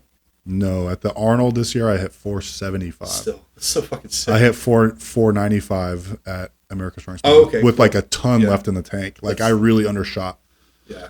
Just because I didn't think I would have progressed that much, but like if you go on my Instagram and look at 495 at America's Strongest Man a couple weeks ago, like I guess a month ago now, a little more. Yeah. It fucking flew. That's it was crazy. Easy as shit. Yeah. Like I took it off the blocks and I was about to showboat because it felt so light on my back. I was like, Let's oh not do God. that. Let's Oh not my do that. God. And I was like, I'll just wait till I'm done with my lift. Finished it, and I was like, God damn, that should have gone 535. Oh man. Fuck. And then I'm trying to think of the other events. I know the press didn't go the way you wanted. I teased you about it, but the medley, you had the circus and then the block, and then you didn't get a chance to do the oak this year. Oh, the Australian oak, yeah, because blocks are gay. So Actually, it's funny though because I really like block press. yeah, I think I'm great at that event. I think it's also a great test of strength. I love seeing and I to the world's invite the stones around the world. I like seeing awkward implements because I think it's a little truer test of strength. I like seeing the natural stones at OSG because I think it's easier. You know, you'll get like some weird anomaly. You're like a lighter weight class guy who, you know, is getting like a huge stone. You're like, how the fuck is that possible? Well, they've gotten one motion, right? They figure out the tacky. It's one motion, one strength, like a power lifter that can just hit it. Yeah. You change any element, you know, and they go from like a jerk press for 450, but they can't press an axle for 280. Yeah. Why? Because are you really that strong overall? That's why I like Strongman. So it's kind of cool to see those events. Yeah. But you hit stone to shoulder. You hit the stone to shoulder in that event. You hit what the That's Arnold. Yeah. Yeah. That's another one. I cannot. The Arnold Classic from this year was one of my biggest shames. Why do you say shame? That pisses me off because like you were 8th, 9th? Something like that. Yeah. But like in a point or two away. Okay. Like no. Because you should be happier. This is your first fucking pro elite show. It was my first big pro show, and I fucking dropped the bag so hard. Like even on my best events, I have never dropped the 880 frame in training, and I dropped it halfway up the ramp and couldn't repick it. But that happens at shows. It was over chalked. Like things happen. Like I mean, I hear what you're saying, but nobody watched you and said, "Oh yeah, he won the amateur. It's cute that he's here." It was like, "Oh shit, he's like a little bit, you know, a couple mistakes away from 5th place." That's not the same thing. No one watched that and said you shouldn't have been there. I do. I don't give a shit what other people say, but I cannot go back. Like I've watched it a couple times now. I go back and watch the Arnold from this year, and I'm just like, God damn it. Okay, well, like I wish that I had the experience and the strength that I have now, and I could go back and redo that show, because God damn, it'd be a whole different story. But you will. You're gonna go back. Yeah. I know you didn't have this invite this year, but you're gonna go back. Yeah. But you went to Worlds and you killed it.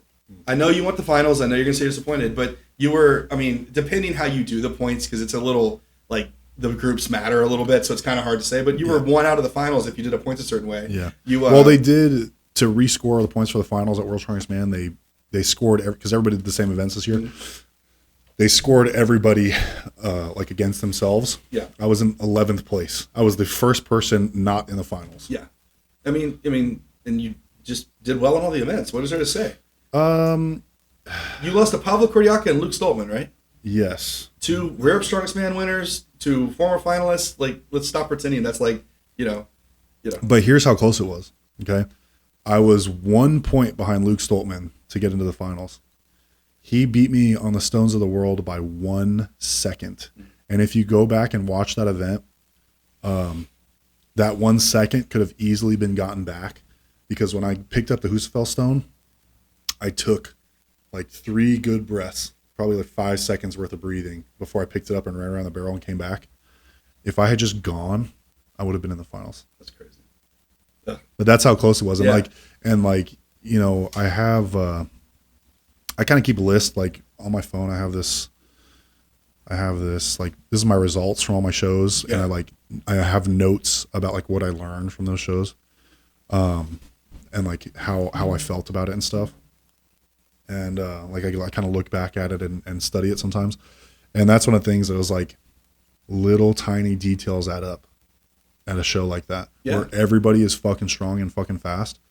Little tiny details and little tiny like hesitations and mess ups, and that's the difference. Like those little 1%, like, you know, you see Austin at Giants Live, he walks back to the bag for the medley that's points that you're losing for the guy that's going to run back to the bag. Yep. You know what I mean? Like it's those little tiny changes that at this level make a big difference. So I mean, you get an off season now. Yeah. I mean, hopefully Worlds. It'd be insane to not invite you. I'm sorry. I was pissed that last year it took people dropping to get you to SMO. Yeah. Like the guys got in that you had beaten hit the head. I don't care what you think their lifts are, what their static strength is. At some point, you got to execute, and you had. So, but whatever, you got in. And I mean, you got what 3 or 4 weeks to prep for that show? Yeah, 3 weeks. I mean, and a stupidly heavy show. Yeah. And you did well. I mean, I know you wanted more, but I mean, you did. Like, yeah, honestly, I'm really happy with how I did at SMO. Like I got top 5 in half of the events, and the other half, where you like really need to be peaked for, like a max bench press and a 1,400 pound yoke, and a max trap bar, deadlift. Like you need, your body needs to be ready for weights like that. Yeah.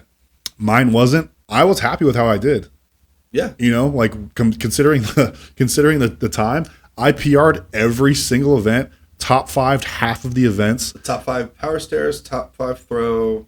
I'm trying to think the others. Top 5 the what were the events?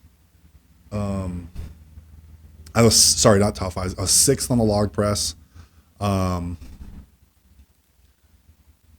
Yeah, I don't know. And the stones, you did a 500 for a double? Yeah, which was top 5. There you go. Yeah. So I mean, Jesus. Yeah. So really fucking well, and everything was a PR. Yeah. But people who say you're not statically strong, like decent, top 5, top 6. Okay.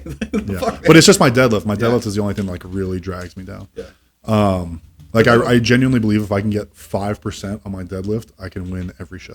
Yeah, but you have 6 months to do it now. Yeah, exactly. Like, I mean, because that's just all it's going to take. Exactly. You know, and you've got the endurance too. Like it's deadlifting single max. That doesn't happen at shows very often. You'll have the deadlift championships. It happens.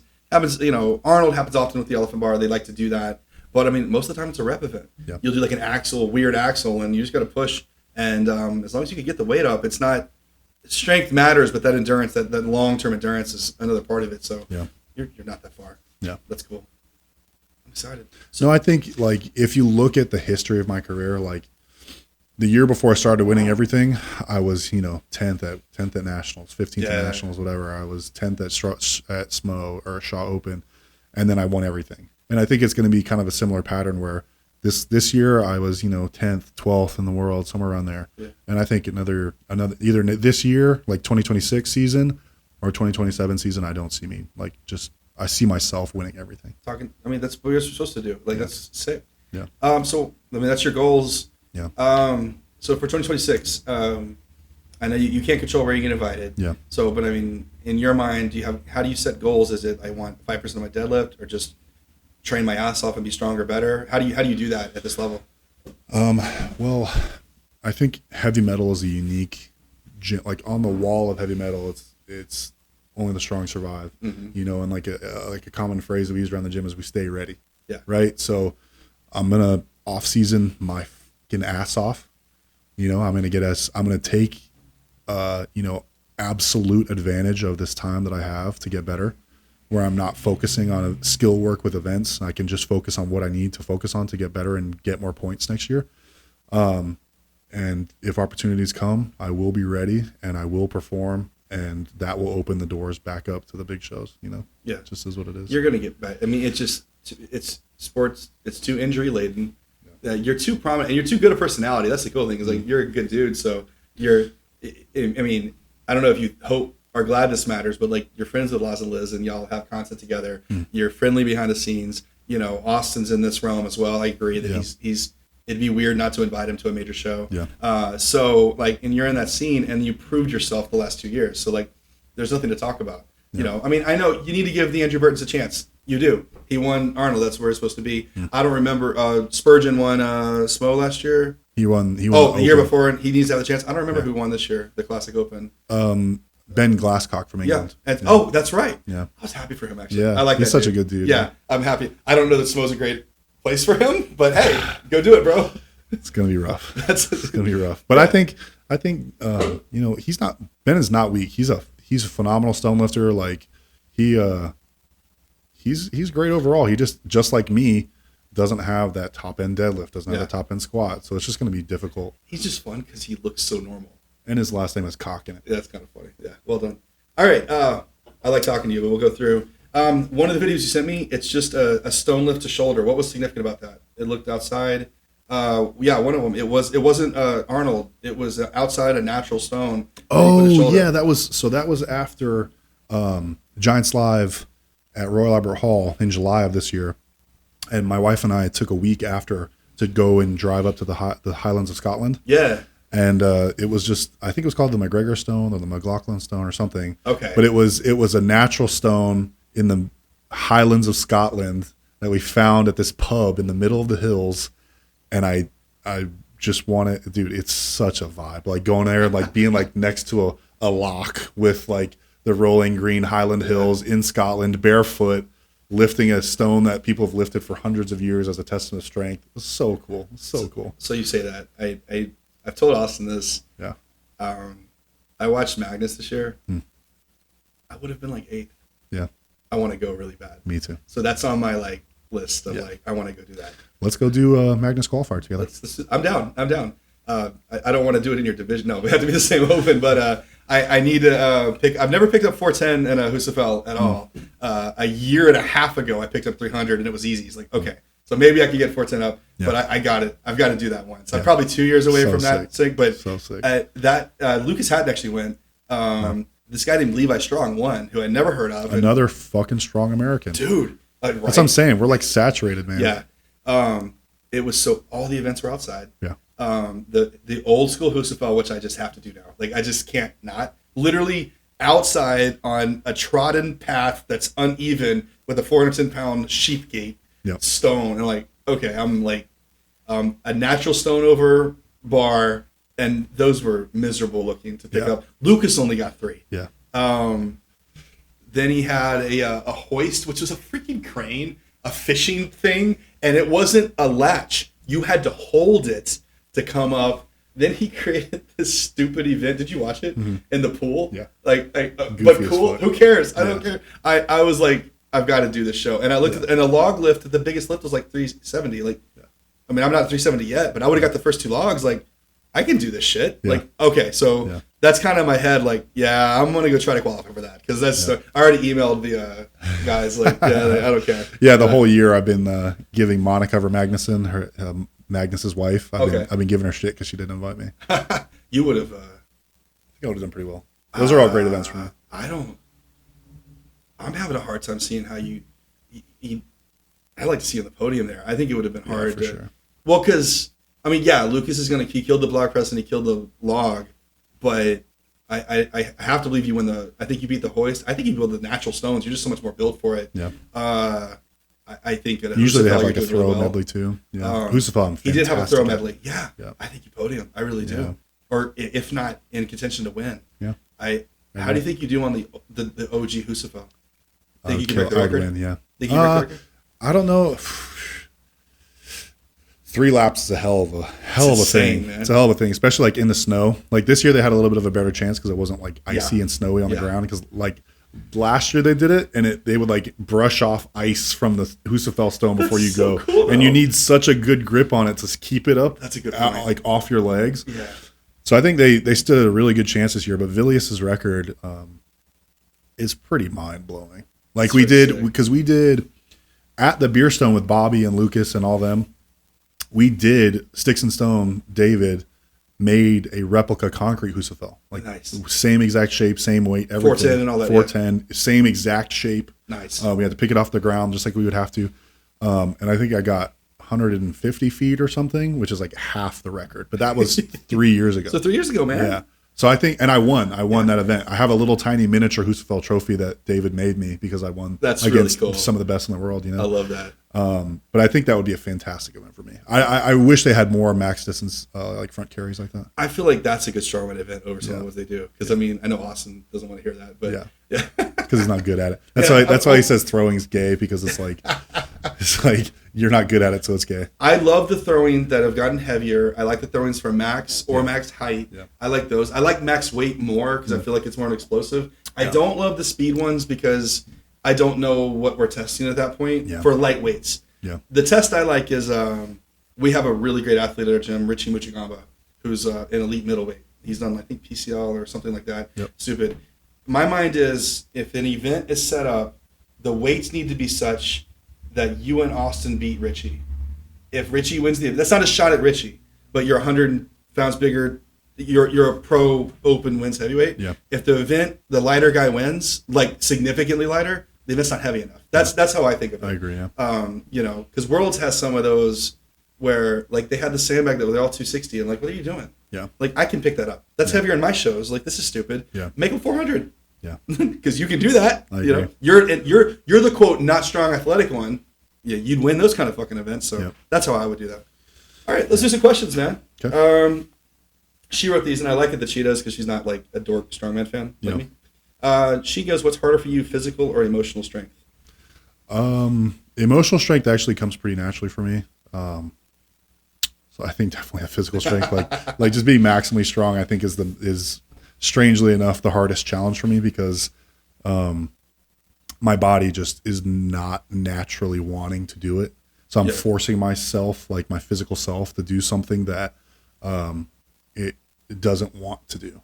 Right? Like it's my brain and my spirit pushing my body to do these things. Like my body, like Austin's body is built for this shit. Yeah. Mine's not. Certainly the static shit. Yes. Yeah. Yeah. So it's a little bit different. Yeah. I think it starts too with you force yourself to eat like that. Yeah. That's almost setting that foundation to let your body say, okay, we're going to put that muscle on. Yeah. And I don't think people realize strongmen, there's plenty of PEDs throughout. It's not like bodybuilding PEDs. No, bodybuilding's so bad. Yeah. And it's not as helpful for strength as it is for size. Yeah. So I'm not saying it's not there. I'm not saying people don't use. I'm not saying it doesn't help. But it's not like you could just blast 2,000 tests, 2,000 trend, and like compete. Your body doesn't work that way. No. It can help for size. And by the way, the bodybuilders work their ass off along with that. I'm not insulting them. Yeah. But, a little bit of test goes a long way for these guys, for you guys, us. And this notion that you can steroid your way up is wrong. It's unhealthy for a million reasons. It's bad for your muscle growth in a million reasons. But so. Well, here's the thing with that is because the amateur scene kind of self-filters because the shows reward that athletic kind of athlete. And if you're blasting so much gear that you're all juiced up and sized up, you won't be a good athlete. No. Yeah. So like you'll be fucking strong, you'll be big, but you won't be a good athlete. And you'll get 15th at OSG, whatever. And even if you're strong, you might be like 1 rep strong for a max. Not you won't have the strength endurance that you need for a ladder or a rep event. Yeah. That's why powerlifting is so well drug controlled because you can fucking juice to the moon and go hit some big numbers. And that's why you see a lot of these powerlifters like have that cystic acne, like a lot of evidence that they really hammer the gear. Yeah. For strongman, you're rewarded for minimum viable dose. There you go. And that's what my mindset is with it as well. Like I'm just on my TRT dose. Yeah. Yeah. Like I feel good, I feel strong, I'm getting stronger. Mm-hmm. Why do I need to push more than that? Again, my hairline's already fucked as it is. So like, why would I need to push more than that? When I started, I was like, I'm already bald. I already have back hair, and I've had 4 kids. Like, what the fuck am I holding out for? This is stupid. I'm 38. I'm 38 and fat. Like, who's I like this. When have you had to make a true judgment call in an event under pressure? Like a judgment call, because I'm thinking you went back to the Husafel and Worlds, like I should have gone faster. Yeah. But I'm sure you were thinking, let me secure it. Yeah. So do you have an example of like a judgment call that cost you or a judgment call that you made a gamble, you made the right one?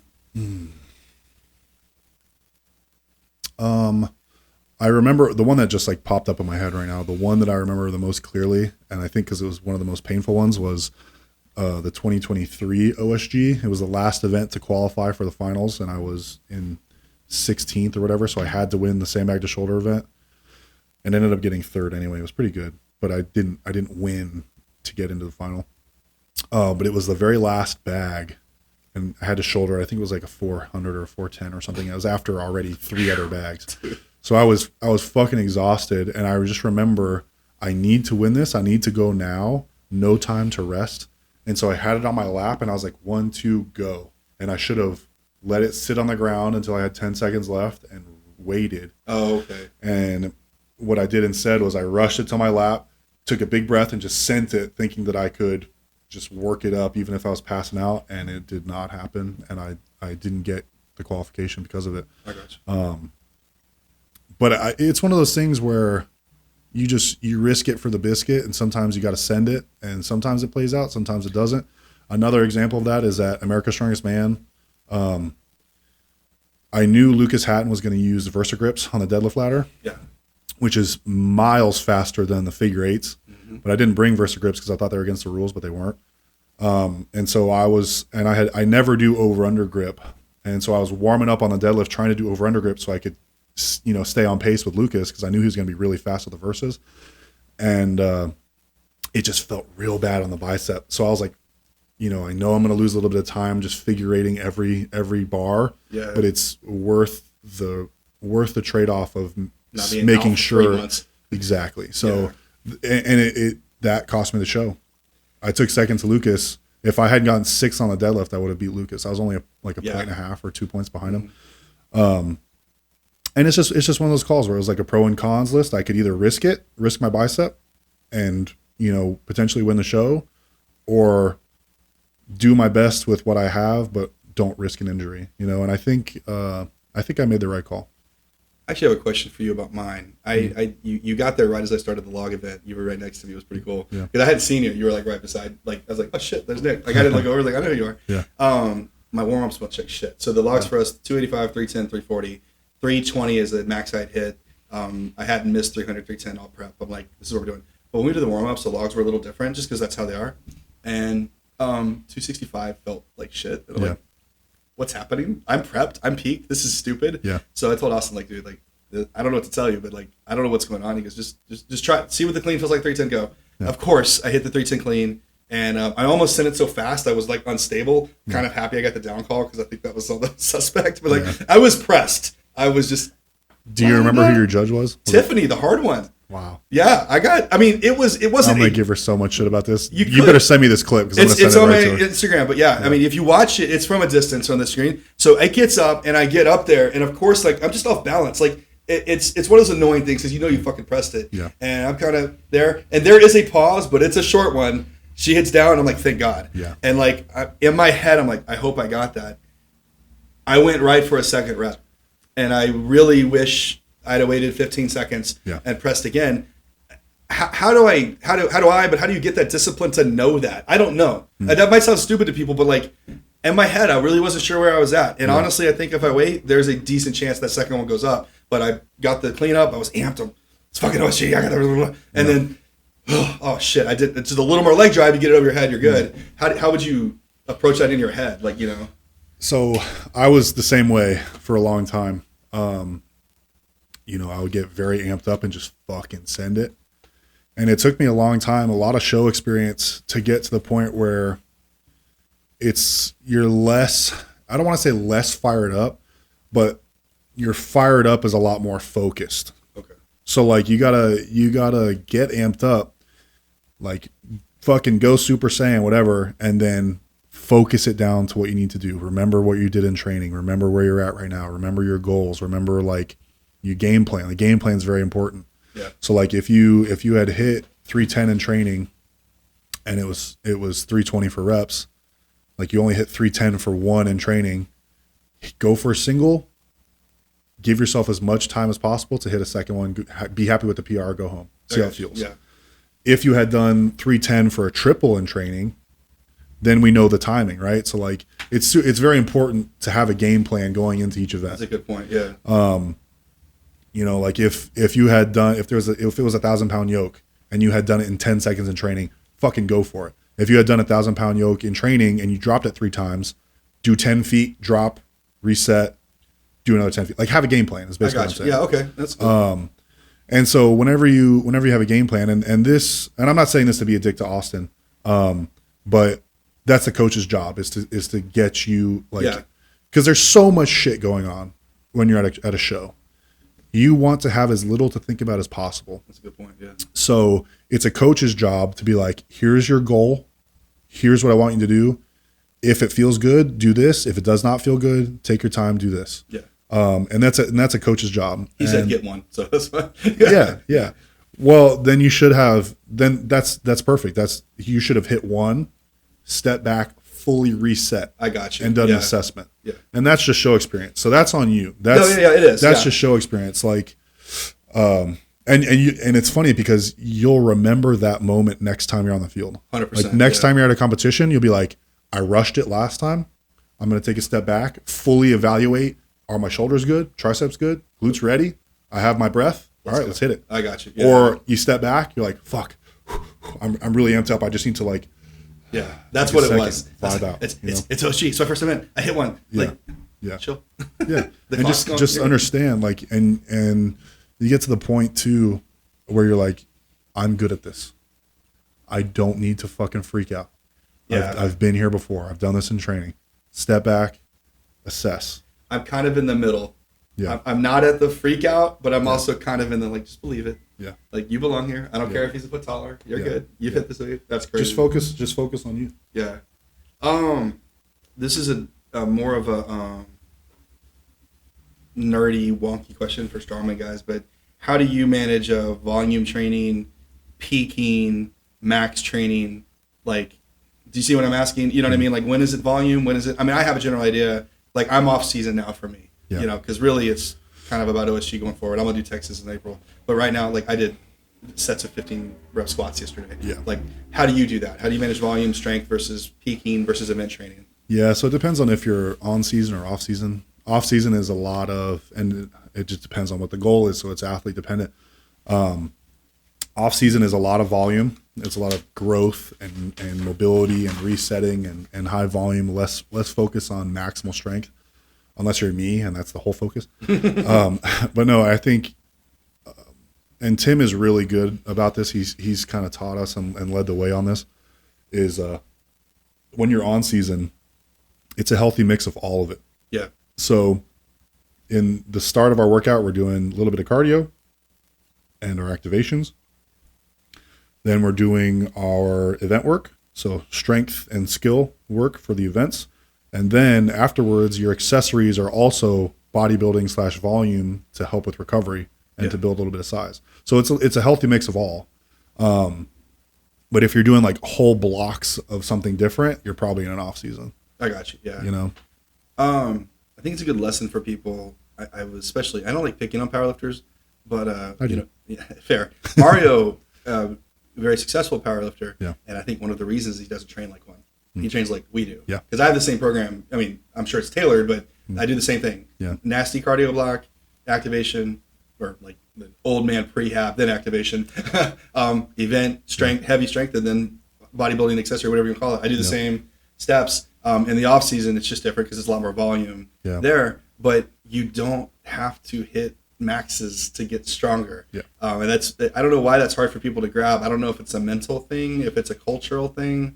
But it's weird to me. Like, you don't have to do 5x5. You don't have to deadlift 3 times a week. Yeah. Relax. Yeah. Just get strong. Well, there's phases like strength. You're never like flat, consistent level strong. Right. Strength is a wave. So like as your CNS is healthy, your strength will come up. As your body is prepped and fed and rested, it will come up.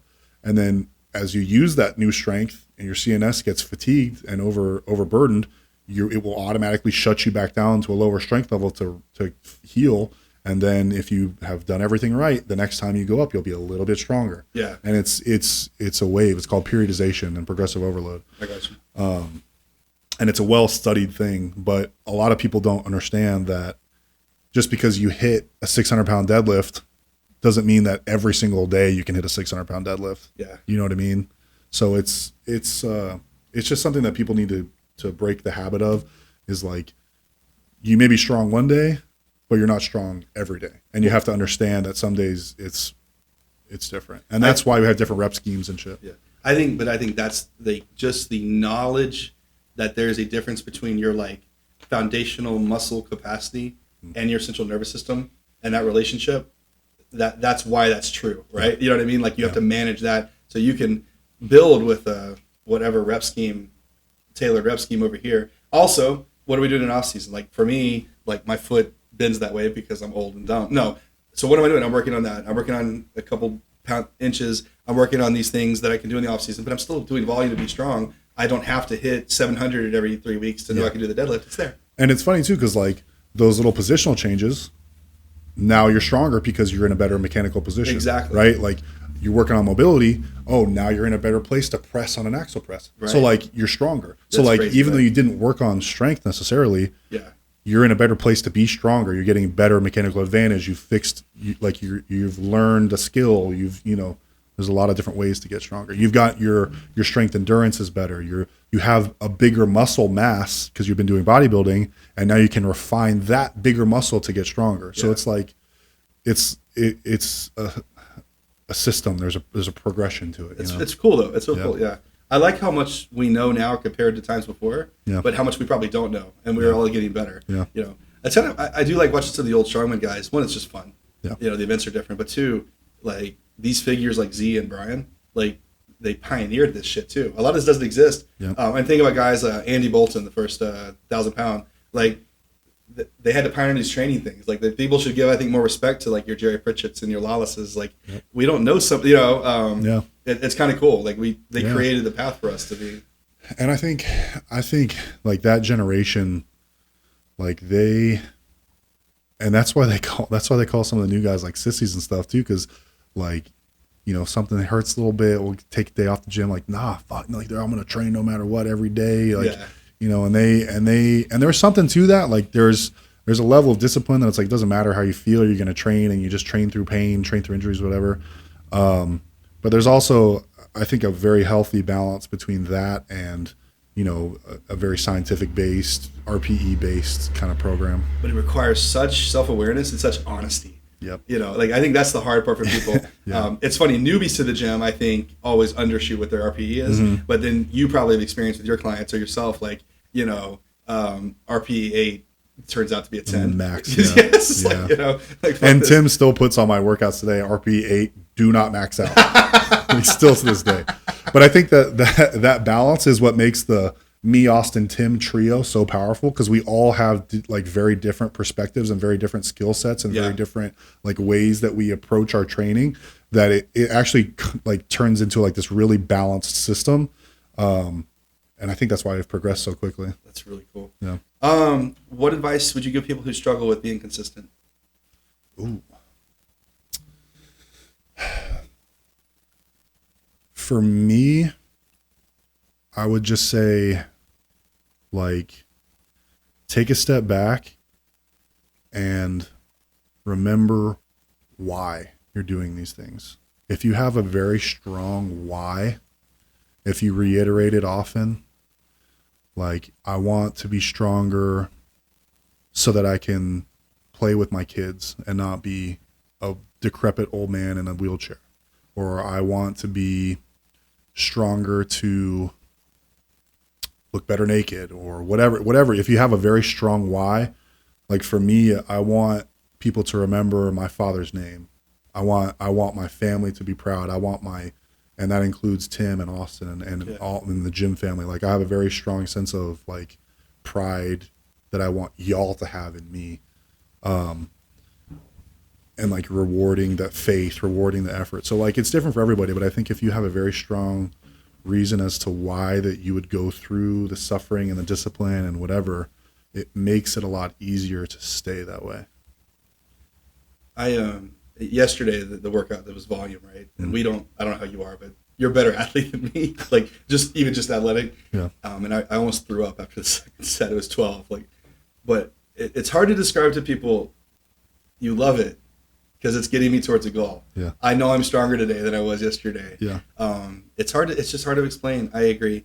I was fat. I was still fat, but I was like 340, 50% body fat in 2022. And like I wanted to take my son on a hike trip for scouts. They wouldn't let me.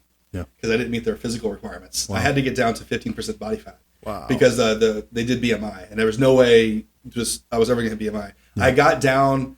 I kind of fooled a DEXA scan to get me to 17, because if you drink a shit ton of water, it inflates you and it reads it as muscle mass. Yeah. But whatever. I was probably actually 19, 20 at the time, or 18, and they let me go. But that was the motivation. But now, like, competing is the fun part. And dude, every level, it's like, I can do that. Like, I didn't think when I started I'd be talking seriously about trying to get to Magnus' show.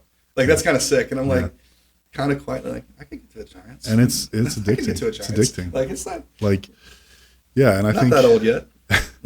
Yeah, I think the the goal, it sometimes turns into the why. You know what I mean? Like, That is, right? Like sometimes you just want to prove to yourself that you still have it. You know what I Yeah. mean? Like sometimes you just want to bang with the big boys. You know? Did you said you did cross country? Did you do sports in high school and shit? Yeah. I didn't. I was on a cross country team. I ran track and field. Okay. But it was still like cross country. Like, yes, it's like a team thing where you go like school versus school, and Yeah, but it's an individual sport. But it's very individual, and I think like I did some football in high school, but like I was the wide receiver. I was the fast guy. I was the skinny fast guy that could run. Mm-hmm. And for some reason, I think it was because like it diverted responsibility as like when you're in a team sport. If the team loses, you can divert responsibility to the whole team. Right. When you're in cross country, you're just like, no, I gave up. I didn't run that far. And that's the same thing in strongman too. Like it's an individual thing. It's like, no, I just wasn't strong enough. And I liked that in a, like if the team loses and I had a fantastic performance, I don't like that feeling. Like if I win and I did really good, but the team fucking sucked, that sucks, right? But if in strongman, like if I did really good and I outperformed myself and I win because of it, that is so good. You know what I mean? Like even though it definitely is a team effort, you know, like Austin and Tim and my wife and like there's all these people that help me do it. At the end of the day, it's me walking out on that field by myself to get the job done, to go wearing the hardware. And I just love that. I like that feeling of like, now's the time. This is the moment. Like it's like, you know, when you're leading up to a show, it's like this light at the end of the tunnel where it's like, that's going to be the moment. That's going to be the moment. It's always like further down the road. And then all of a sudden it's there and you're like, I have to do this right now. This is the moment. Nothing else matters but performing. And then you do it and you achieve more than you thought. And you all the work gets paid off and all the discipline is worth something, and your family's proud of you, your people are proud of you. You validated 6 months of effort in 2 seconds, you know, and it's like that feeling is just so addicting to me. But what's cool is it's there in every level of the sport, I think. Yeah. You know, like, I mean, again, I'm nowhere at your world, but like the numbers I hit at OSG, like, holy shit. Yeah. This is a thing. Yeah. And that everybody who hits the deadlift PR, that log PR, that time, or a placing, or a result. I actually, I'm curious how you think. Like, did you feel the same then? Is it different because you did it at a pro level, or did you feel a similar elation every time you did it on your way up? Bro, every PR, right? I get super excited about. Like, I took 11th or 12th at Strongest Man on Earth this year. I was so fucking happy with every event. Yeah, I was like, I felt like I was a fucking winner. Like, if you look at my my deadlift, I was like dead last on deadlift, but I hit 925 or something for a PR on trap bar, and I was fucking hyped. Like, I was gonna throw my belt into the crowd. I was gonna jump and try and crowd surf. Like, I was so excited, but it was dead last because that was like a 100-pound PR for me. Yeah, you know what I mean? And I think eventually, if you continue that mindset of just being proud of yourself and giving yourself like your best effort, performing at your best, just focusing on your own performance and your own little performance and your own PRs, eventually you're going to put yourself in a position where you're better than all the other guys. You know what I mean? Crazy, right? But like, if you're always looking outside of yourself, you know, you're like always comparing yourself to Mitch Hooper, you're always comparing yourself to Thor. I don't think you're ever going to get that same sense of satisfaction. You know? I think I agree. Yeah. How are you on time? I don't want to keep you all night. No, I'm good. You're good? Cool. Yeah. What's the biggest misconception you think people have about strongman? That we're all just meatheads. I think that we're all just fucking stupid. But I think, especially at the higher levels of the sport, like, you have to be able to think on your feet. You got to be clever. You got to be, I don't want to say sneaky, but like, you got to be quick-witted.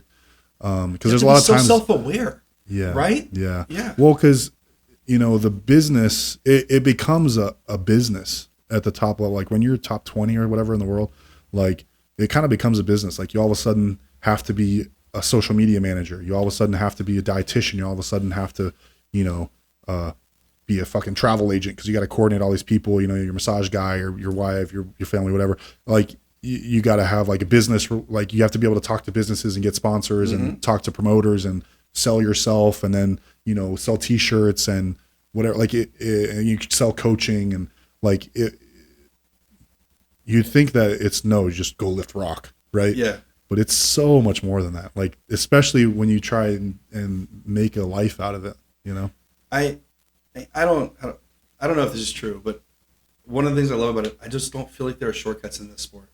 I told you, we talked about steroids, but we danced around it all, but like all the outside stuff, the effort in the gym, but going back to like the elation moments, like that's why PRs mean something. Yeah. It's almost less the number. Yeah, there are cool numbers, right? Everybody remembers that first 225 bench press or whatever it is, or wherever that magic number. 7 was big on deadlift for me.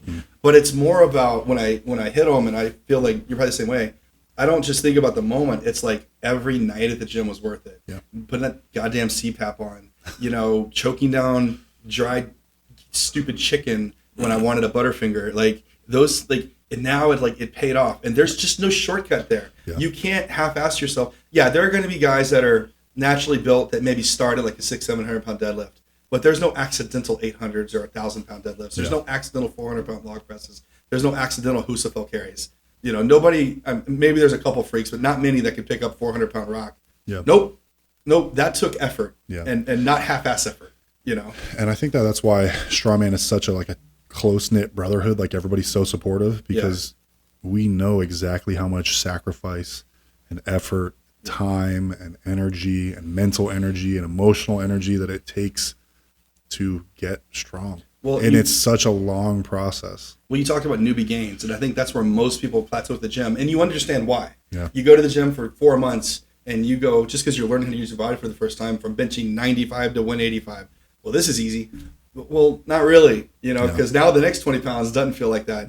Gets it. Even my level, every pound is hard. Yeah. Your level has to be just, Jesus, like, what do I have to do to squeeze out that extra 5 pounds or that extra second? Like, you know, God, that's nuts. Yeah. And so there's no shortcut. You have to push yourself to throwing up in these gyms. It's nuts. That's cool. Yeah. You went here. I did have some questions about it. The question is, how important are sponsorships and personal branding? The answer is it's apex important. So what are we doing actually for you? I know the answer, but you've got Texas Boys YouTube. You've started a shirt. I don't know if you have any other merch yet. What are your plans for marketing and stuff going forward? Yeah, so if you've noticed, Austin and I have been doing a lot more skits lately. Yeah. Because I feel like that's our strength. Like, we're funny. We have a dynamic that a lot of other athletes don't with each other in the gym all the time.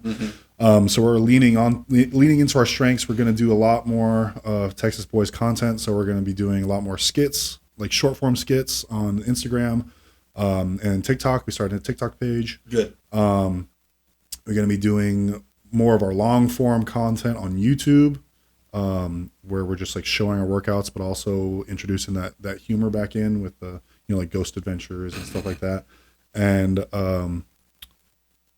yeah, so we've got this t-shirt and we're just leaning into the Texas Boys brand. I think we have something that's like really, that could be really great.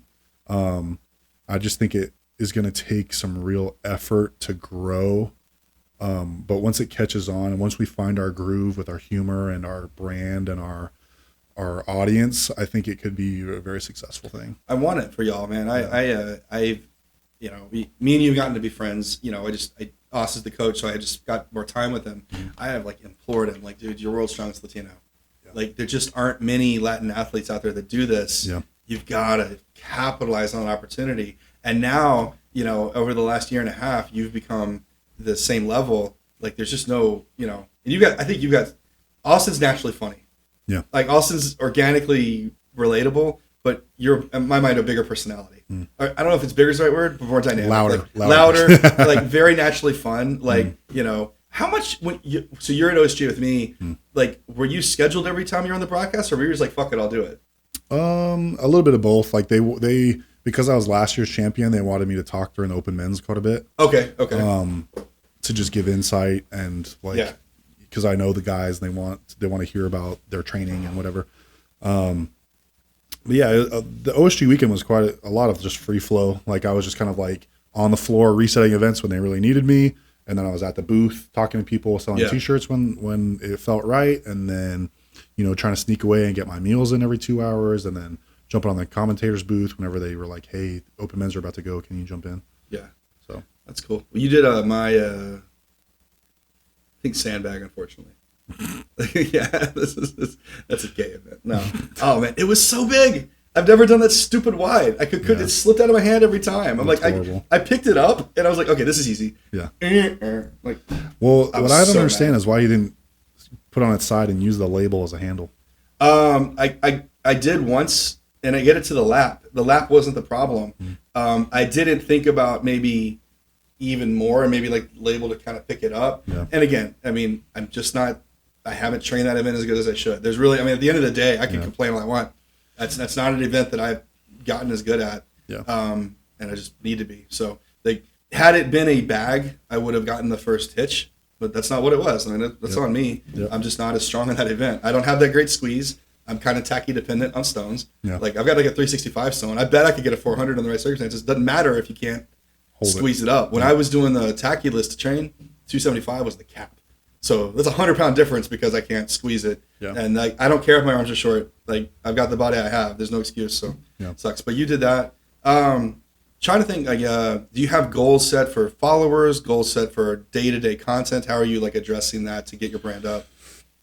Yeah, so we're trying to do like, and we're not going to try and like force it, like you can't really force creativity, but I'm trying to do. But you can force volume. Yeah, so I'm going to try and do, and we are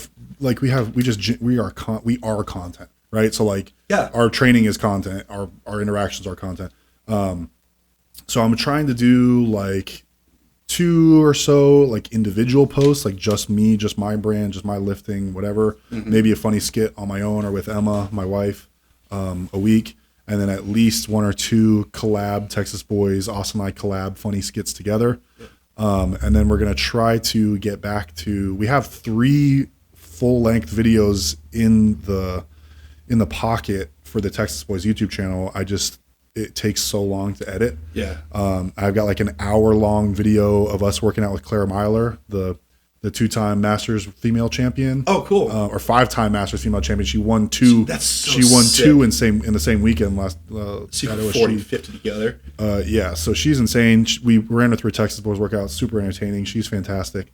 And we've got a bunch of other videos. I just like it takes me so long because I'm also kind of new to editing. So it's taking me so long to kind of get it all together. And but we're gonna try and do all of the short form stuff that we're just gonna also put on TikTok, and then try and do at least 1 like long form YouTube video a week. The strategy for me when I switched over to full social media, I stopped paying for Google Ads. And one of the reasons I did the podcast, one, is just fun, like just to be honest. But whatever, we'll be 2.5, 3 hours.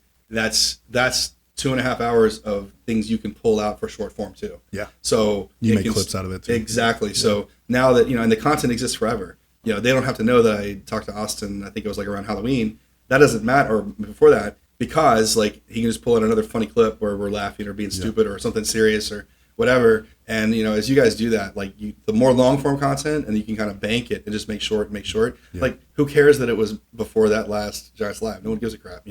Funny workouts and stuff. Also, like you guys are a wealth of knowledge of how to work out. Like anybody who's a Strongman fan knows who you guys are and wants to aspire to be like y'all. So like there's got to be a cache of that to go. So I'm a fan.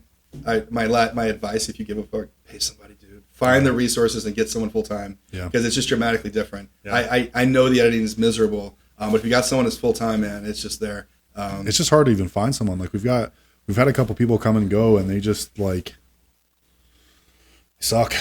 It's hard. I got lucky. The lady you met actually does mine. She's a client's wife, and she offered herself.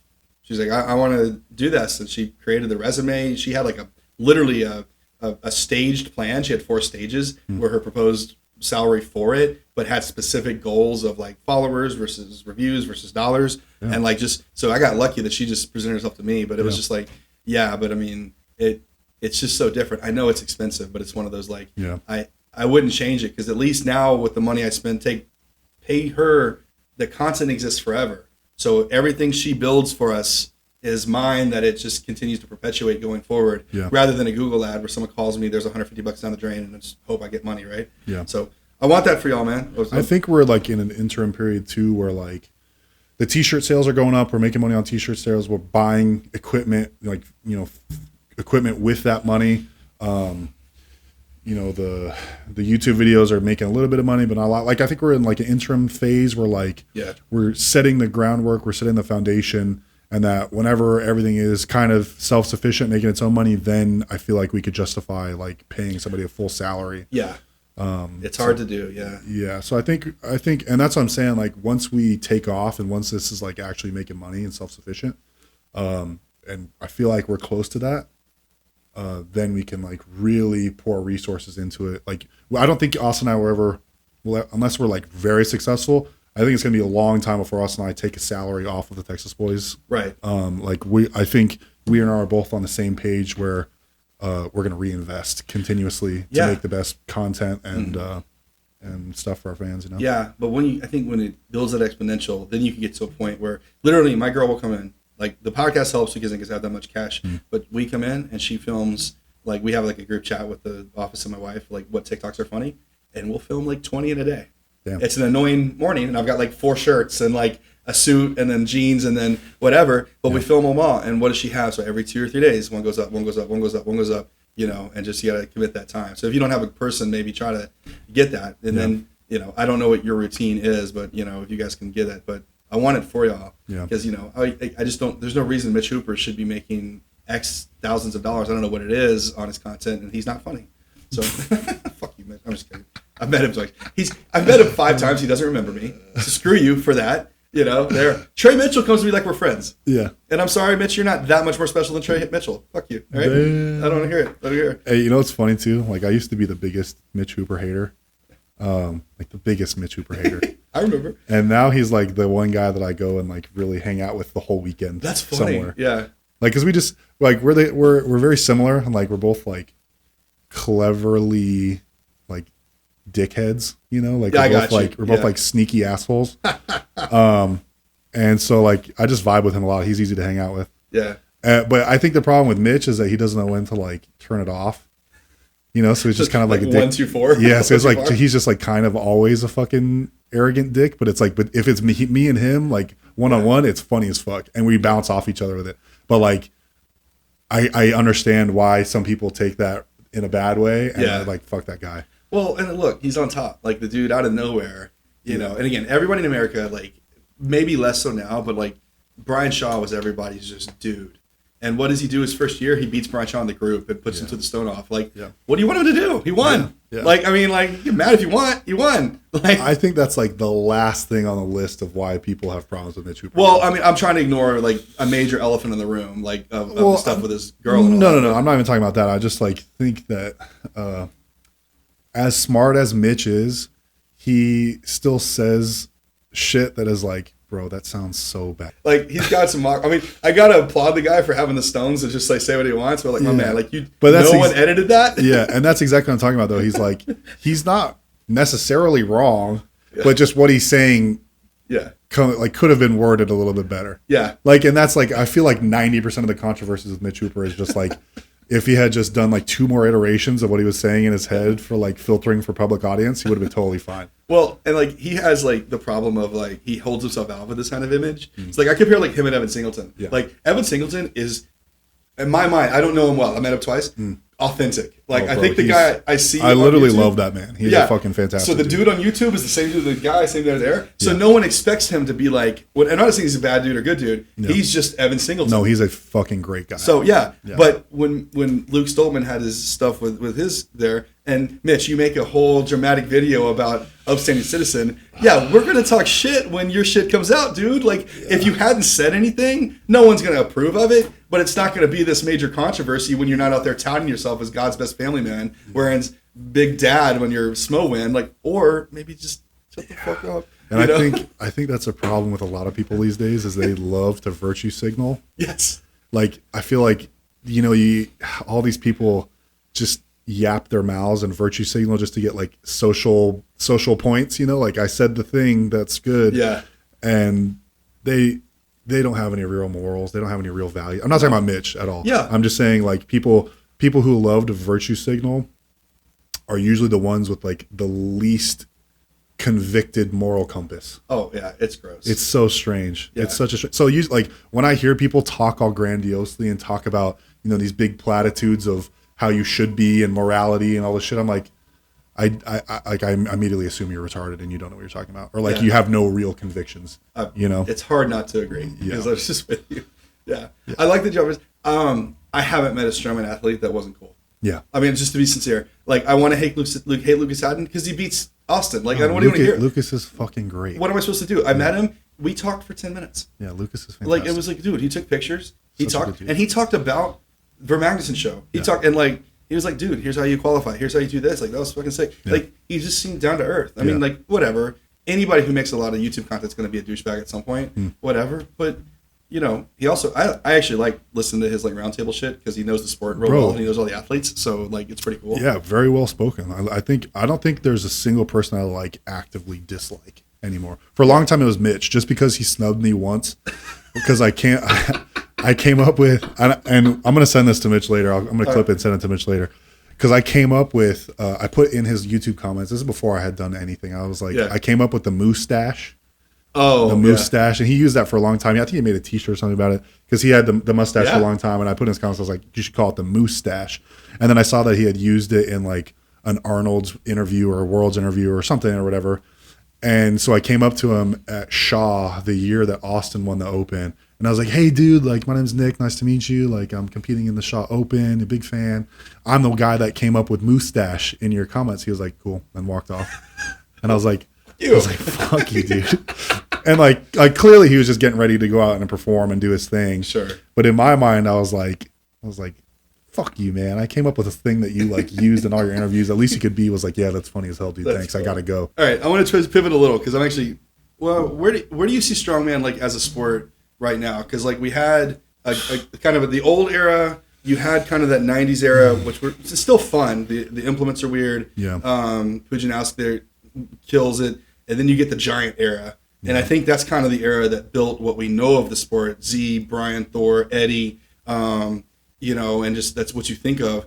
And today, I mean, one, I want to be clear. I think the athletes today win those events back then. Yeah. It's stronger today. People don't want to admit it. There were strong events, but you look at the numbers at the Arnolds and at Worlds, like, no, Mitch Hooper, Trey Mitchell, Austin Andrade are winning these shows back then. I really believe that. Yeah. And I'm missing people, not on purpose. Thor today beats Thor back then. Oh, 100%. But I don't know that I'm so close to it because I know who everyone is. I've gotten to meet them. I've trained with you guys. So, like, I'm a dork for the sport. At SMO in 2025, that was the most fun I've ever had watching the Strongman show. Yeah. Ever. It was awesome. It was so cool. The points up and down, everybody killing it or struggling. You didn't know until the chest press event, kind of even where the podium was going to be. Yeah. And still there were 7 guys that could reach it. And still 4 or 5 guys that could win if somebody fucked up. Yeah. So the sport I think is great now, but I don't know that we have the superstars in the same vibe. So where do you see it, like right here? Yeah, I don't think it's in a great spot because we don't have those superstars. And I think if Mitch retired, we'd be in a really bad spot.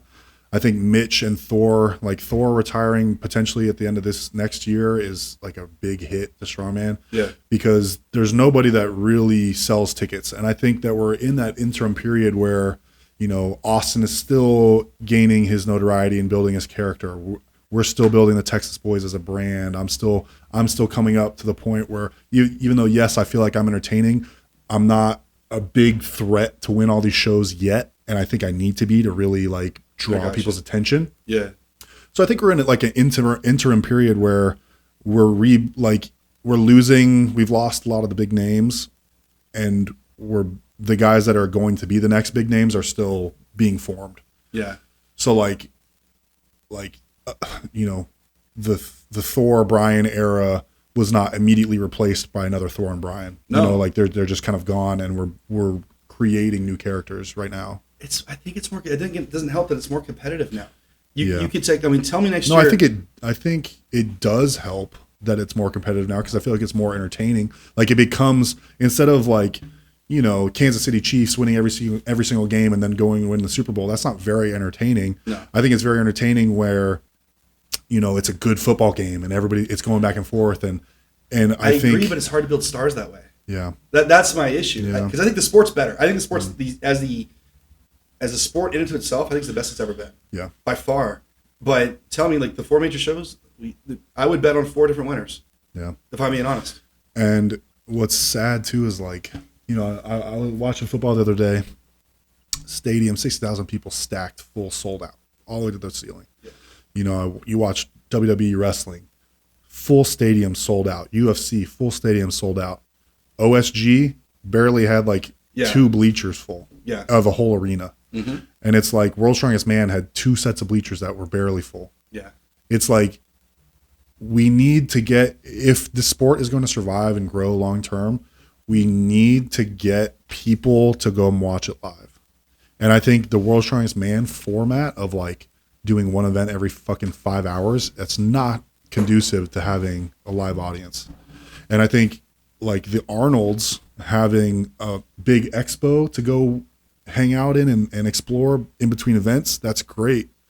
But not every show is having that. Like, and then having SMO in the middle of nowhere in Colorado, like that hurts it. I think it does, but it's still. I mean, I hope that he keeps going. I don't know. I don't know if you have any insight to whether it is, but I don't have anything that I can say publicly. But I think if he put it in Denver, or you know somewhere more populated like West Coast or Texas or East Coast, somewhere where it was a lot easier for people to drive in, because in Colorado everybody's gonna have to basically fly in.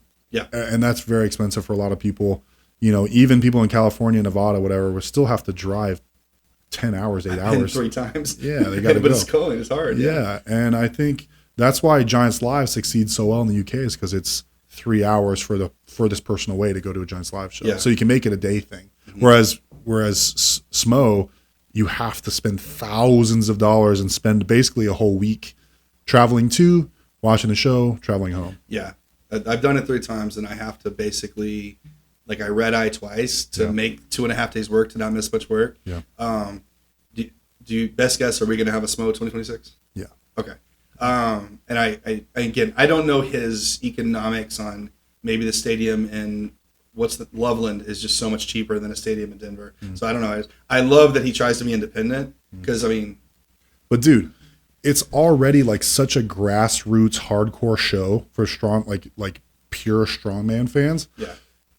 No one would give a shit if it's in a stadium or not. Put it in a fucking empty warehouse and rent 30 bleachers. Well, and the second one is what he did in Estes Park. That's what they did. That's the one I went to. The first one he had. Yeah. Live, so let's do that. And it was freaking amazing. And like in Canada, JF Caron puts on North America's Strongest Man in a parking lot with a bunch of bleachers, and he sells out because Canadians love it, and they know it's not like super expensive to go watch. They know it's not going to be like a whole week's worth of travel and hotel and whatever. Right.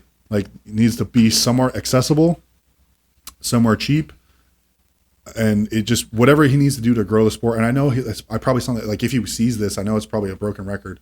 Like he's probably heard it a million times. And I'm no fucking businessman. I don't know any better. Yeah. But in my mind, I feel like that's what would grow that. And I feel like that, like if World's Strongest Man wants to have a big audience, because I feel like World's Strongest Man could draw, you know, a normie crowd.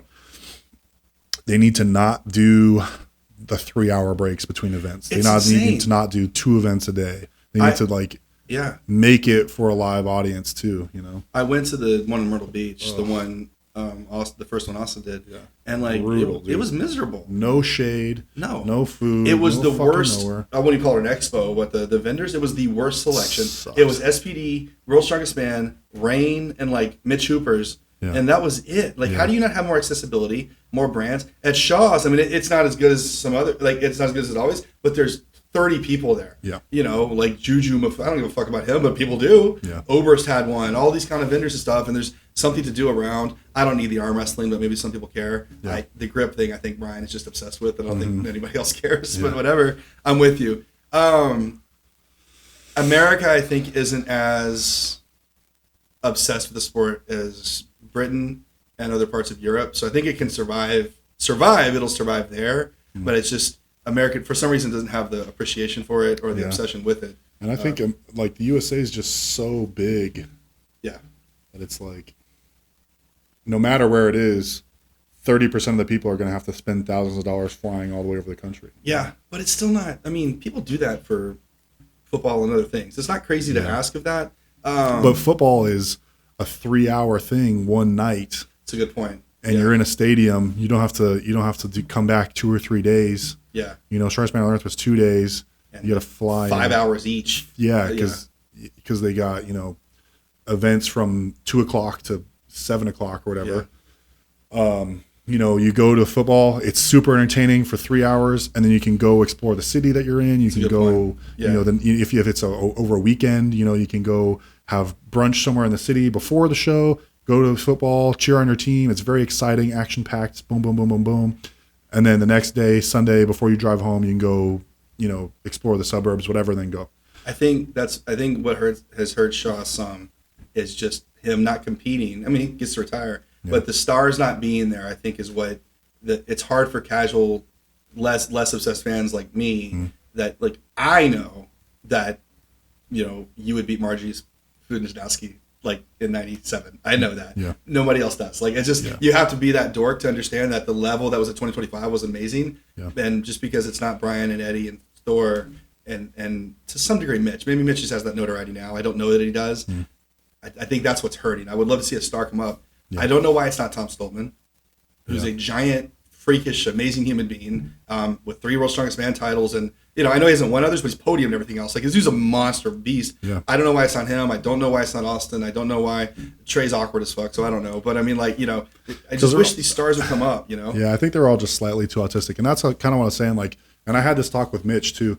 I think I can be that guy. Like, I really believe that I have all the pieces of the puzzle. I just need to get to the point where I'm challenging for shows. And I think once I'm consistently on that podium, consistently challenging for shows, like, I can bring the WWE aspect. I can bring the shit talk. I can bring the, you know, if like we're doing like a sit down Q&A with everybody, like I can talk shit back and forth. Me and Evan play really well off each other. Me and Austin play really well off each other.